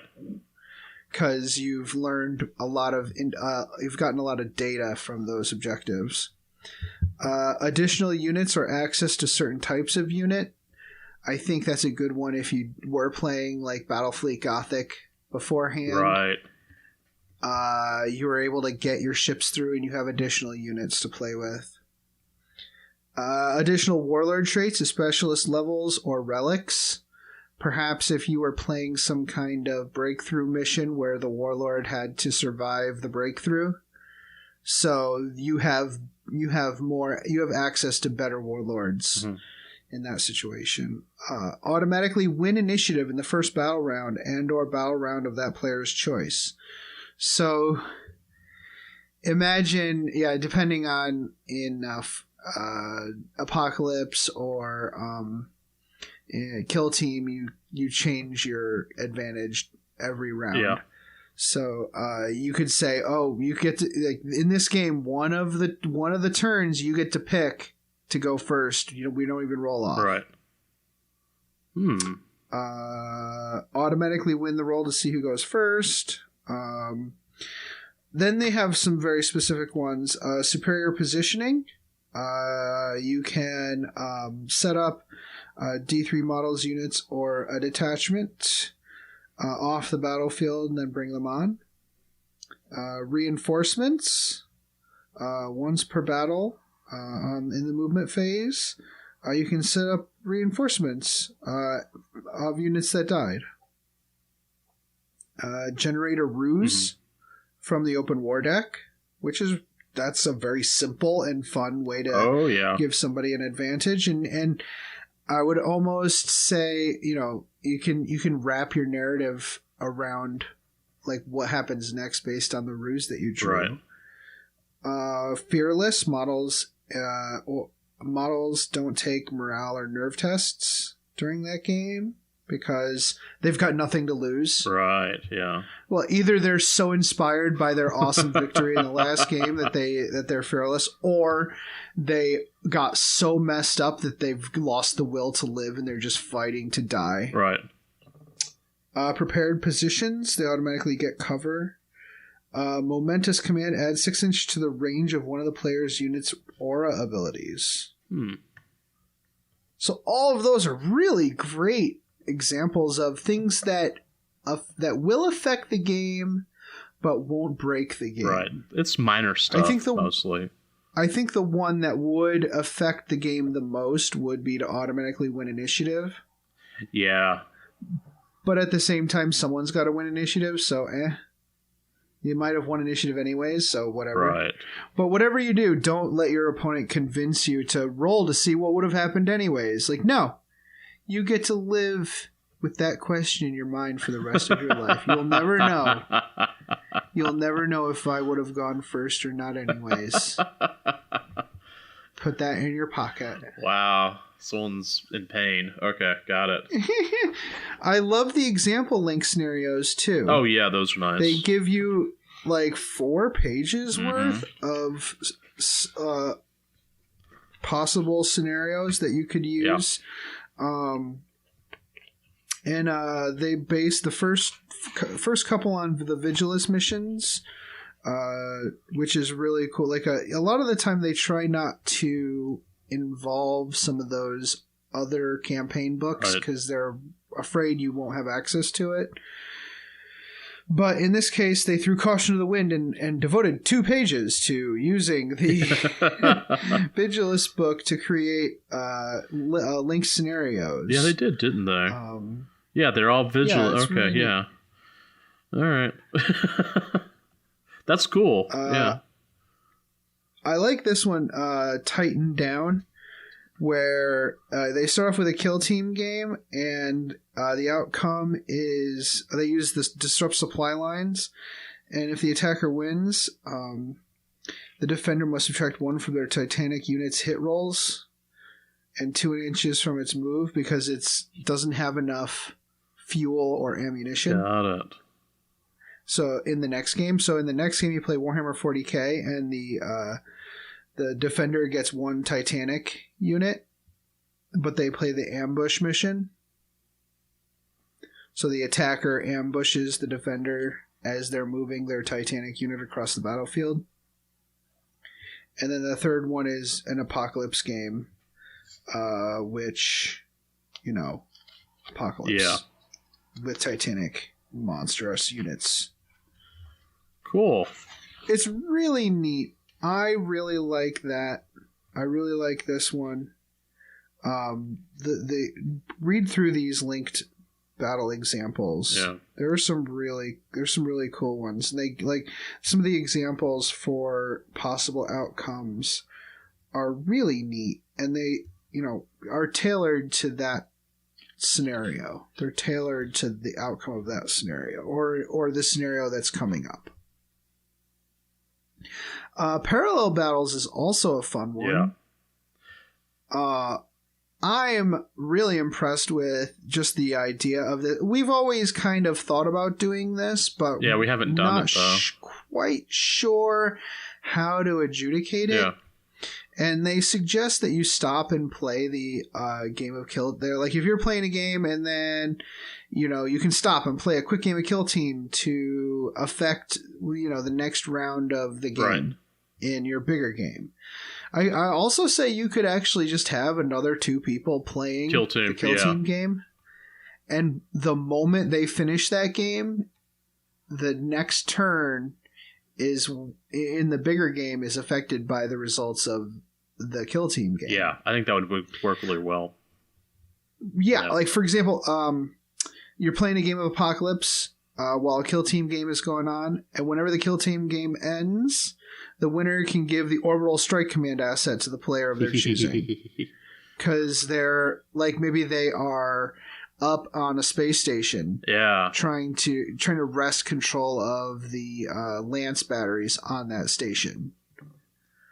Another one is a kill team provides an artifact, or like if they're going to get an objective, the kill team and whichever kill team wins gets access to that objective, and they give it to the player of their choosing to carry it in the larger game for extra points, or maybe it's the actual objective of the game. Oh yeah, so you're basically trying to get this artifact out from the like if you're in a Zone Mortalis environment, you're just trying to get out of the building to your army. Okay, yeah. Mm-hmm. Another one is Sabotage. Sabotage is pretty obvious. Yeah. It's like maybe there are multiple objectives on the battlefield, too many to avoid. Right, and maybe those objectives are part of the scenario. You have to hold them to win. But maybe you have one or more kill team games going on. Yeah, I would say so. Like if you have 6 objectives on the battlefield for an apocalypse game, right? And then you also have 6 kill team games going on at once. Ooh, okay. Or no, 3 kill team games going on at once. Each kill team game is based on like underground beneath the apocalypse game. Okay. And whoever wins the kill team game gets to determine whether one of 2 objectives explodes on the turn that they finish their kill team game. Yeah, okay. So like if the kill team game lasts for 2 hours, it might not be until turn 3 that the objective explodes. Yeah, okay. So it like adds this level of real life, real time tension. You know? Oh yeah. Because it's happening concurrently. Yeah, there's some fun stuff that could be done there really easily. You know, and the thing is, if you've got like if you got like a lot of people who've shown up that day and you have one APOC game happening or one really big game and everyone's doing kill teams, just like, hey, you know, just let us know what happens because you get to control what's happening on our board. And I could see people enjoying that. Just try to keep the result secret so that, you know, I mean, you're playing narrative play, you know, you shouldn't have to keep it secret for the other game to react accordingly and not, you know, make decisions based on real life knowledge. Then we have the last narrative section is challenge missions. This is interesting. Yeah, I thought it was really cool. Yeah. You want to talk about that one? Yeah, so challenge missions. And this is something that Don has talked about on the independent characters quite a bit. Mm-hmm. You know, games that aren't, you know, we think of playing this game and you say, all right, when we get together, it's like, all right, 2,000 points, 100 power level, whatever. That's what people typically think about. But this actually gives you a chance to come in at different power levels. You know, if you want to come in at 100 power level versus 20, you know, you could do that. This section contains 3 missions, but it also has a lot of suggestions on how to do this. Your narrative challenge, mission plot hooks, ideas. And your challenge rating determines your level of success. So, like, what turn your army is wiped out? Did they last to the 3rd turn, the 5th turn? Were they able to get that communication off? So this is actually one of the suggested narratives. Is there's a convent of Sisters of Battle, and they're on top of a Necron tomb, and they have to hold out until they can, you know, they know they're going to get wiped out, but they need to go through and hold out long enough to send out the communication. And what's interesting is I was reading this, I think that's actually either a short story or a novel. Could be. It very much could be. Because I was reading it thinking, this is really familiar, and I've read most of Sisters of Battle books, so you know, it's definitely something really interesting and really, really, you know, cool. There's like a last stand mission. There's some stratagems. The challenge conditions, let me talk about that real quick. If the defender's wiped out in battle round 1 with 3, then you get a challenge rating of 1. Battle round 4, 2 stars, et cetera, et cetera, which I think is pretty cool. Yeah. Like I think the simple example is the one where the longer they hold out without dying, the more victorious they are. Yeah, that's Last Stand. That's the... Yeah. There's some really cool stuff in here. I've actually played a few asymmetrical games, and they're always fun because that's like, all right, I'm dying, but how long can I keep this going? When you go to a tournament, and every game is asymmetrical, to be perfectly honest. That's super true. Yeah. Right. So you could actually use this. This is one of the things we were talking about in a couple episodes ago. We were talking about your personal narrative and telling your personal narrative even when you're going to a tournament. Yeah. And that's, you could actually come up with an asymmetric, like you could come up with a parallel asymmetrical scenario for yourself for each of your games in the tournament. Right. And base your level of success on how well you did, even though you got your butt stomped. Yeah.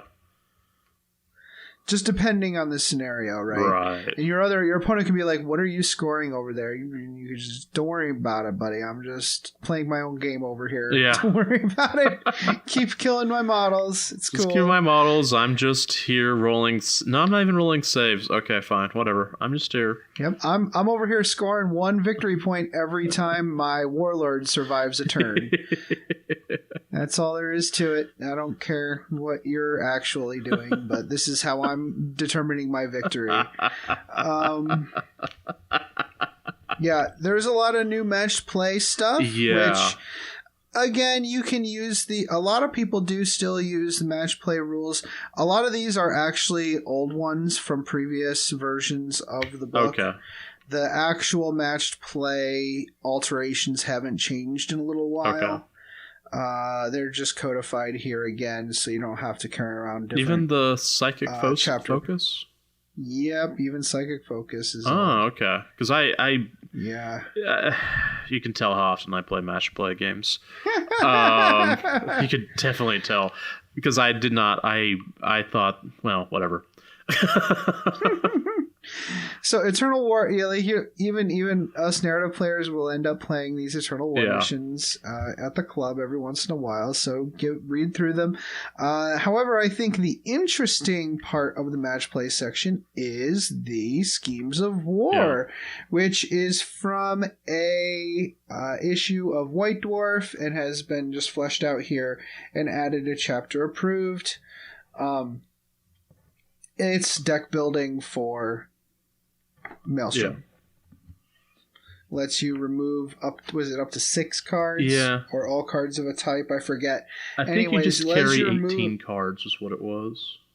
Oh, is it? Yeah. So I didn't read through it 100%, but it basically lets you tailor your deck to make sense. And this has narrative possibilities.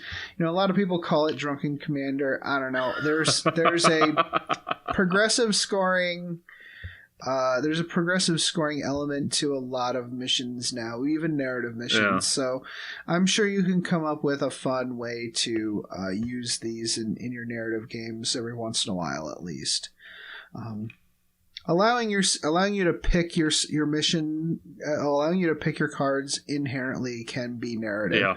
Don't just pick things that are going to be easy to score. Instead, pick things that are appropriate for this scenario. Right. So if you're saying, okay, I need to kill your warlord, well, why not? Just use the cards having to do with killing characters. Mm-hmm.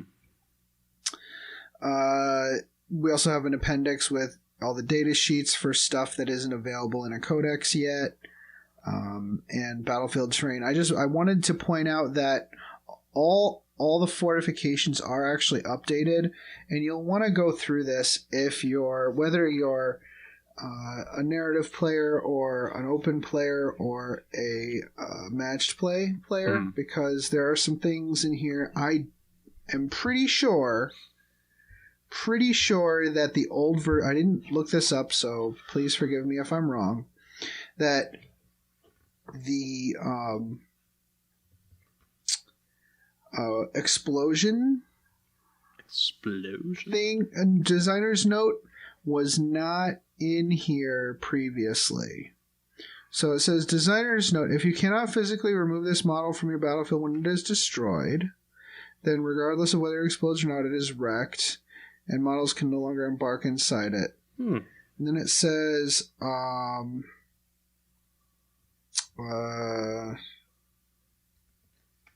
when you embark models into an Imperial bunker, you may find it useful to place some of them on the battlements to remind you which units are inside the fortifications. That was on there previously.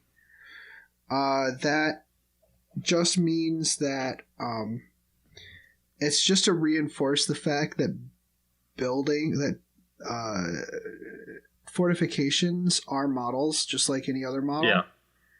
So you can't put your models on them. Oh, okay. If your opponent is in a bastion, then that means that is their bastion. You can't move on top of it. It's kind of like if your opponent's rhino, you have to treat it like your opponent's rhino. You can't be walking all over your opponent's rhino. Okay. Yeah. Also, that could be fun.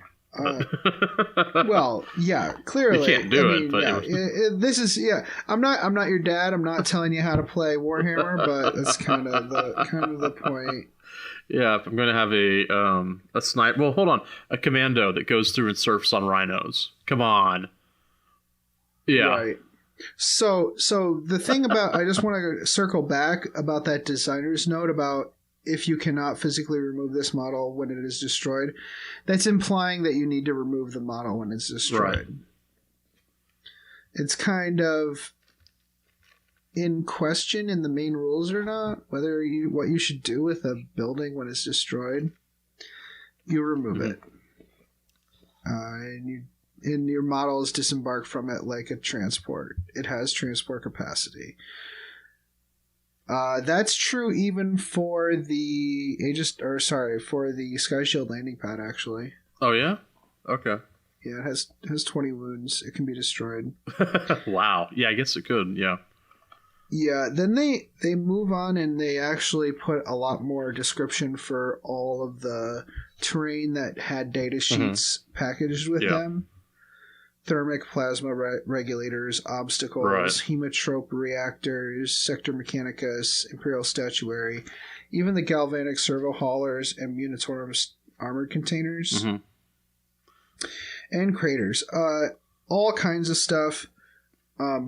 Barricades, the barricades that come with the orc terrain, the new woodland kit. Yeah. One of the important things in here is the sealed frontierist structure. And I tried bringing this up on a different website and people got angry with me. The sealed frontierist structure is a plastic kit that comes with some box sets. Okay. It's basically the walls of, I think, the Zone Mortalis, the new plastic Zone Mortalis stuff. Okay. And you can make an enclosed structure with it. Ew. Okay. Oh, I'm looking on. On your hymnals on page 110. In matched play communities, there has been quite the bugaboo about enclosed structures. Yeah. People have been treating them like ruins. Right. So you move your infantry through the walls and into them, and you can't interact with those models anymore unless you charge them with another infantry unit. Right. So here they say you can't enter them because they're sealed. Oh, okay. If you're standing on top of them, you don't get a cover bonus. Because you're exposed on top of this building. Oh, okay, so it's just like a hab block that's just closed, you can't get into. Okay. Yeah, so even though you're on top of that terrain, you don't get a bonus because you're not You're not in cover. You're not protected by anything. Yeah, you're not in cover if you're standing on top of it. Moreover, but if you're standing within 3 inches and you're obscured and the structure is closer to your opponent than you are, you get the cover save. Oh, okay, yeah. So technically, I don't know any narrative players who play it this way, but just in case you do, normally you're only allowed to take a cover save if you're standing on terrain, even if you're obscured and even if you're a vehicle. So say you have a rhino standing in the middle of nowhere, but he is obscured to the fire. Right. He would not get a cover save because he's technically not standing on the cover. He's out in the middle of nowhere. The moment he puts his toe in cover and he's obscured, he gets the save. Got it. Okay. Which is a really weird, wonky way to work the rules. Most narrative players I know will give you a save even if you're not touching the cover. So this sealed frontier structure actually allows you to take the cover save even if because it doesn't have a base for you to put your model on. Okay. So you can put a rhino behind it and get a cover save within 3 inches. Okay. It's very interesting. There's a lot more terrain rules in here, which is really nice. Gives you rules for all kinds of different terrain for your narrative games.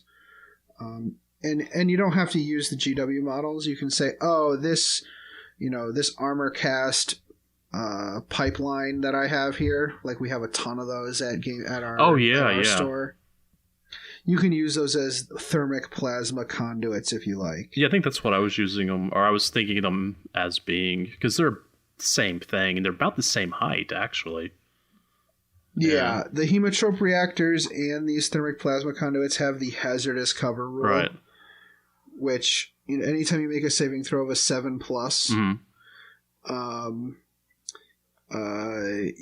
you might take a mortal. Well, I mean, that's the way it should be in that sort of, with that reactor next to you, yeah, that's not the place you want to take cover in. Yeah. Like, super bad idea. So, that's chapter approved 2019 edition. I think it's a hit. Yeah. They knocked it out of the park narrative play.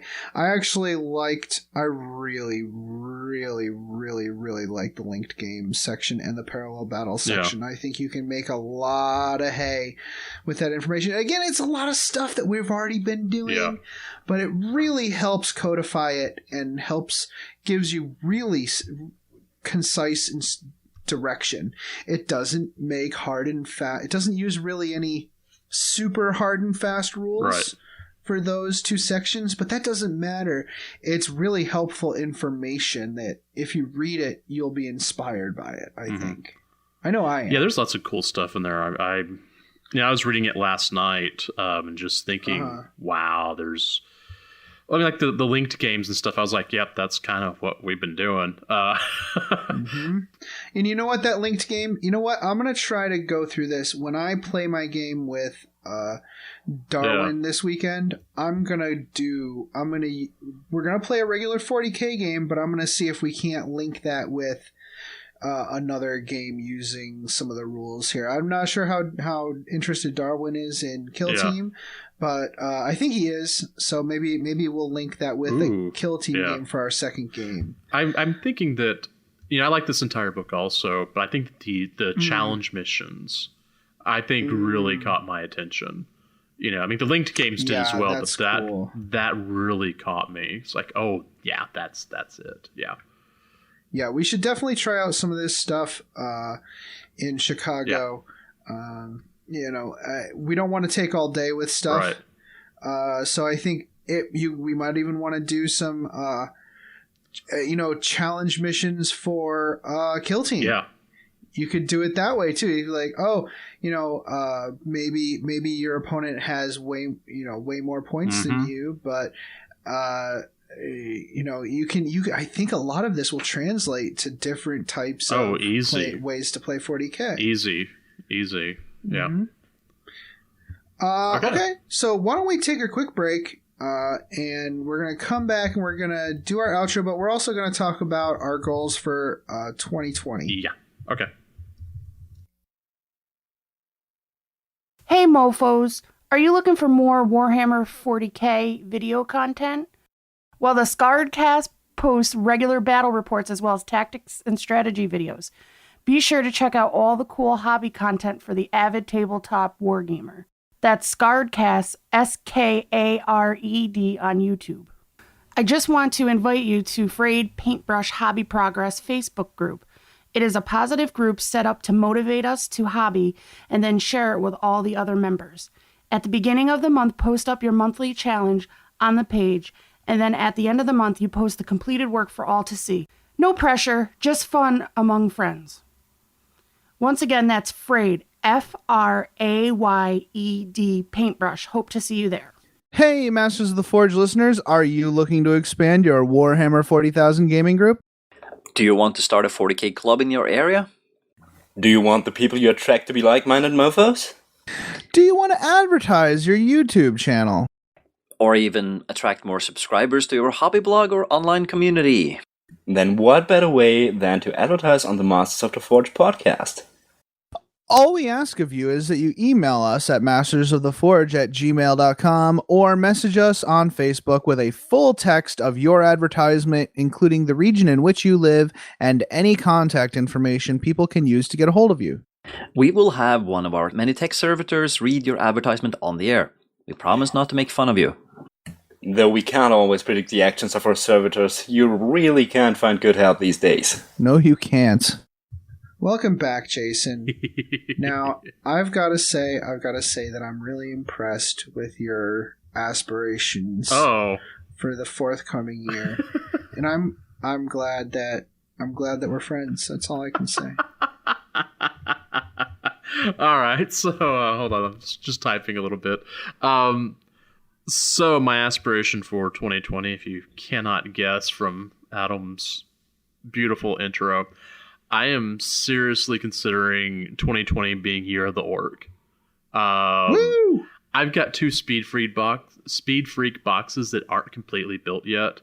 I've got a ton of orc boys that, you know, I'm not even sure where they all came from. That, you know how orcs are, they just kind of show up. You know, I've got the War Boss and Bike from Forge World. You know, he's actually painted too. That's what's funny.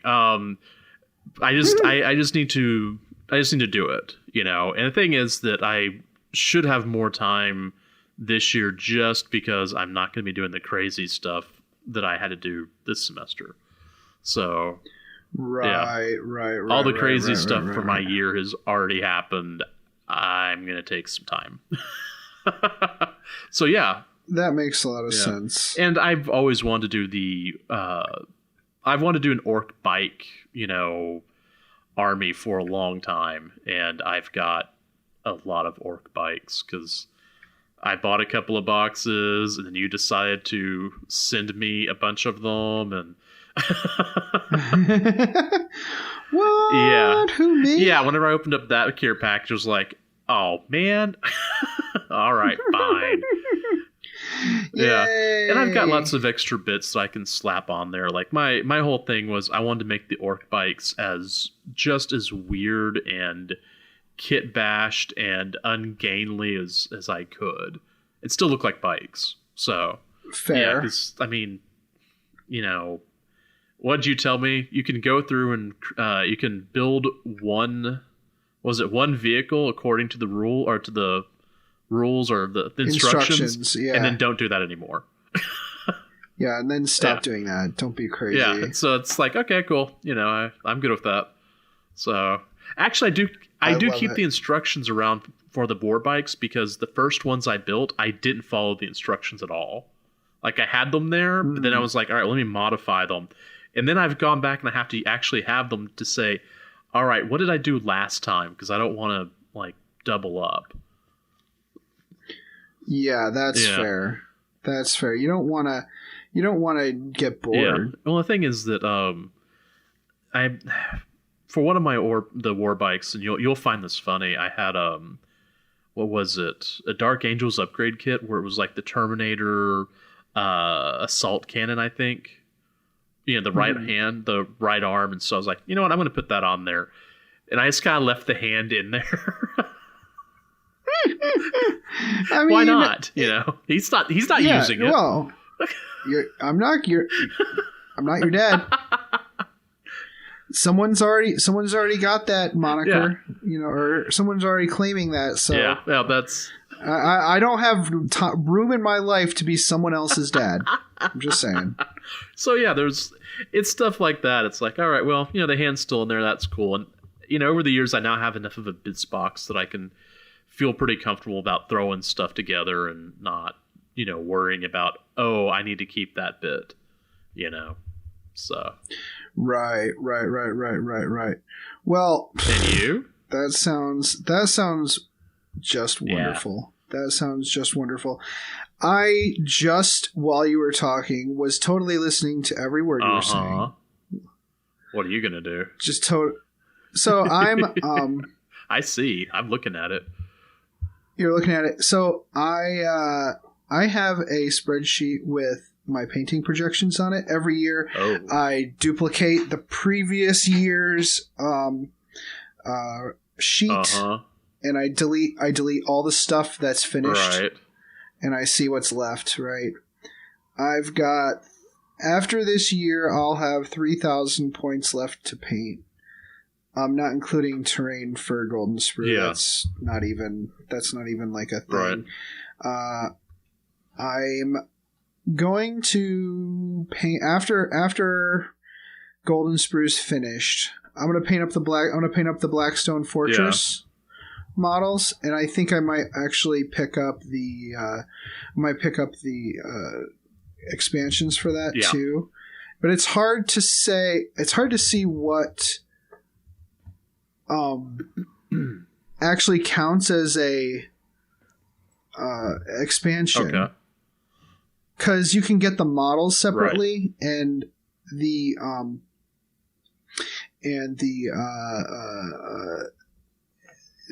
portal had a bunch of them, and I was really confused about what I should pick up. Okay. Because you could just get the models, right. You could just get decks of cards, and you can also get like full expansions. Right.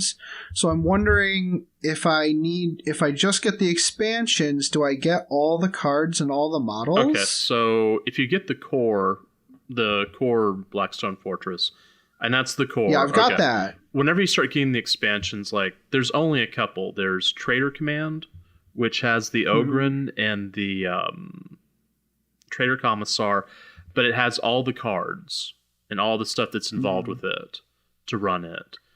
You then have the Amble expansion, which you get the Amble and 2 or 3 other little models, and you get all the cards that go in there. So like you get the for each of these expansions, you get the data card for the models, so they could be used in encounters. You also get the initiative cards and a few other things that they give you. I think they give you some resource cards and some other stuff. The big expansion is Escalation. And that has models, and it has all the stuff you need. The extra tiles, the extra rules, the extra data sheets. Like, okay, that's like the $100 one, right? Like, yeah, somewhere around there. Yeah, $120. Yeah, they had that, and maybe the next time I go to the portal, I'll pick that, or I'll get it from our own store. Duh. And then, hold on, there's still more stuff. Go ahead. There's also a new way of playing that's just decks that you can go through and make your encounters larger. So, for instance, I'm like the group that I have right now, we're actually pretty powerful and can just wipe through. We can run through encounters really quickly. We've had a couple of encounters where it took longer to put the tiles together, the map, than it did to take to run through the game. Which so you need to make it right. harder. So those extra cards, that's just to make it more difficult. And they go through and include, there's like box sets like Servants of the Abyss, where you get more miniatures that you can go through and augment what you have to make it more difficult. Oh, Yeah. okay, I get it now. So you can use that to make the encounters more Right. difficult, but you probably also need more models to fuel Yeah. that difficulty. Okay, that makes way more sense. Because Okay, I like that. one of the issues that we've run into is, like for instance, running through. I mean, our group is powerful enough that every time that the traitor guards show up with the cultists, we wipe them out before they can touch us.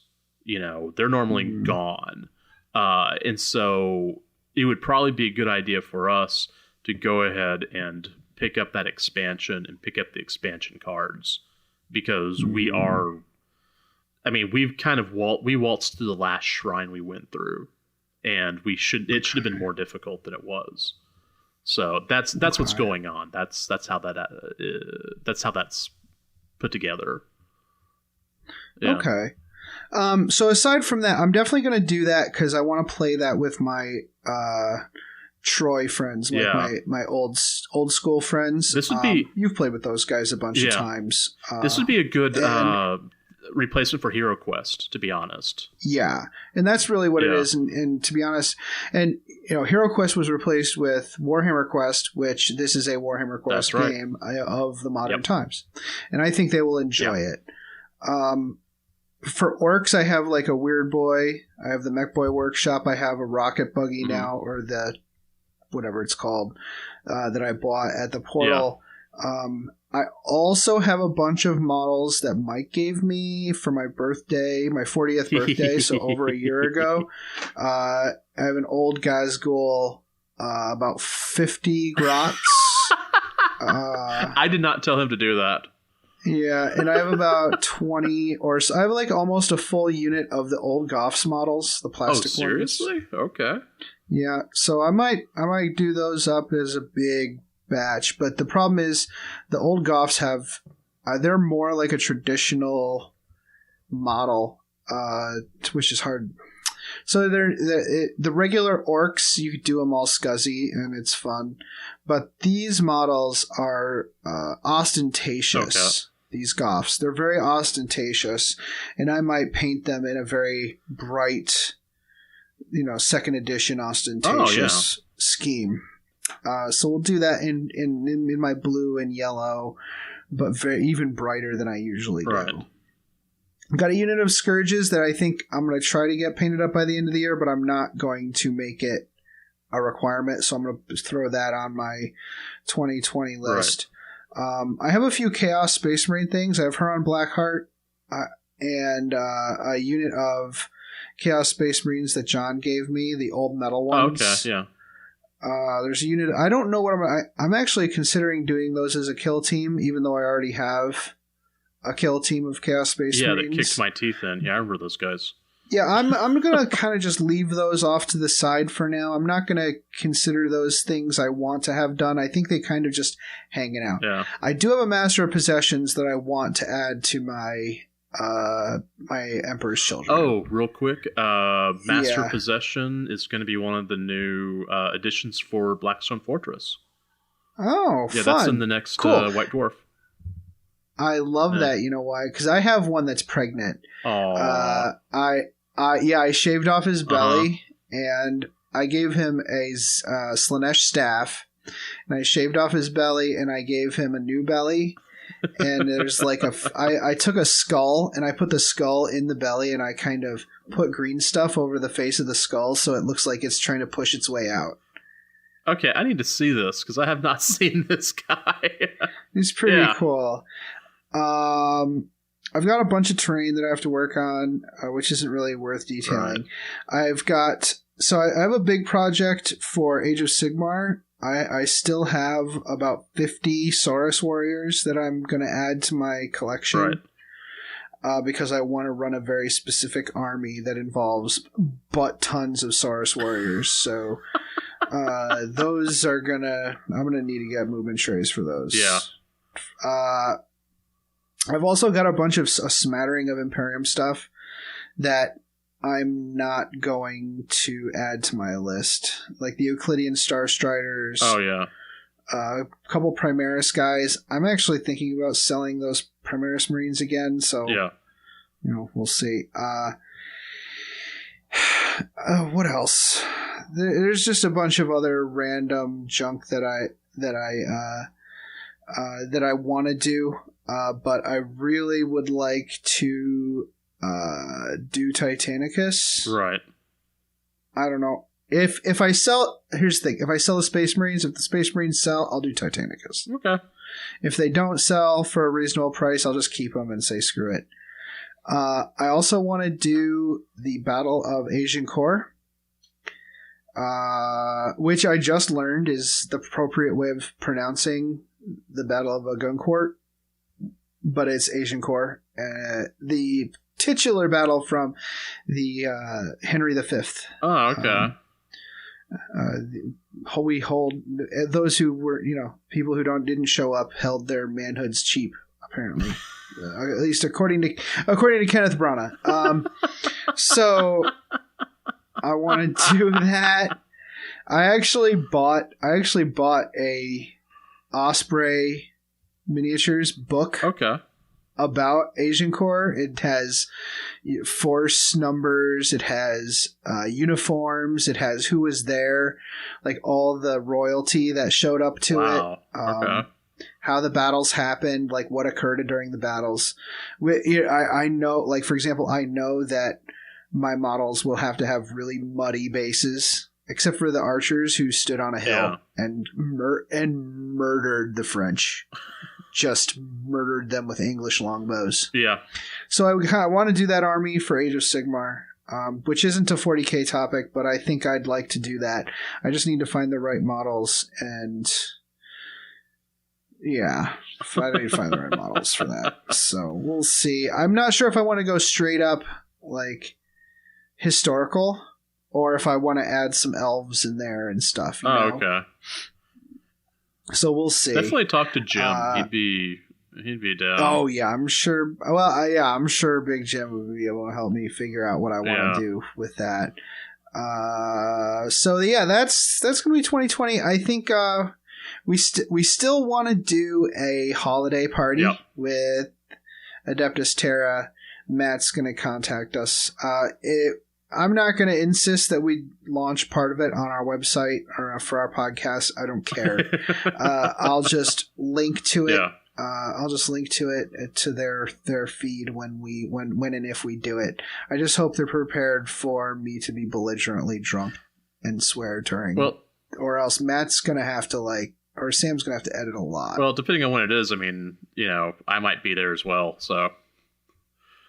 Yeah. Although if I'm at my family's house, I cannot be belligerently drunk. In fact, I can't even be happily drunk. I just have to be stone cold sober and behaving. So that sounds awful. Right? Yeah. So we'll see what happens. All right. If I'm at home, though, all right. Yeah, expect Sam to do some editing.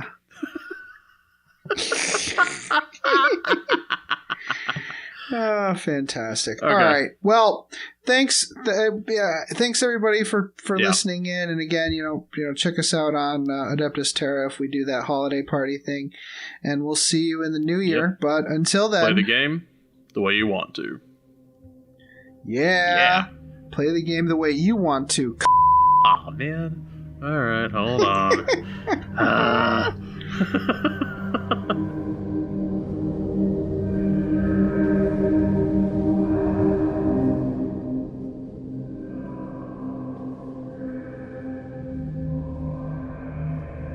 This podcast is protected by the Creative Commons Attribution, No Derivatives, Non-Commercial International License. More information about this license and contact information if you have any requests can be found at our blog, mastersoftheforge.com. The music used in this podcast was made by Podod of the duo Sublevel 3.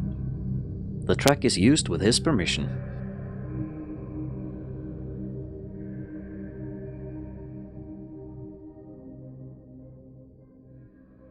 It's such a good feeling to play games your way. It's such a happy feeling 40K'ing away. And when you throw dice with story in mind, it's such a wonderful way to unwind.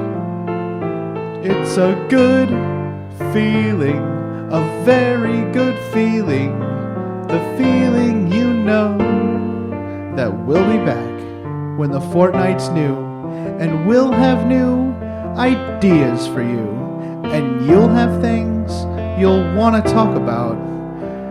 We will too.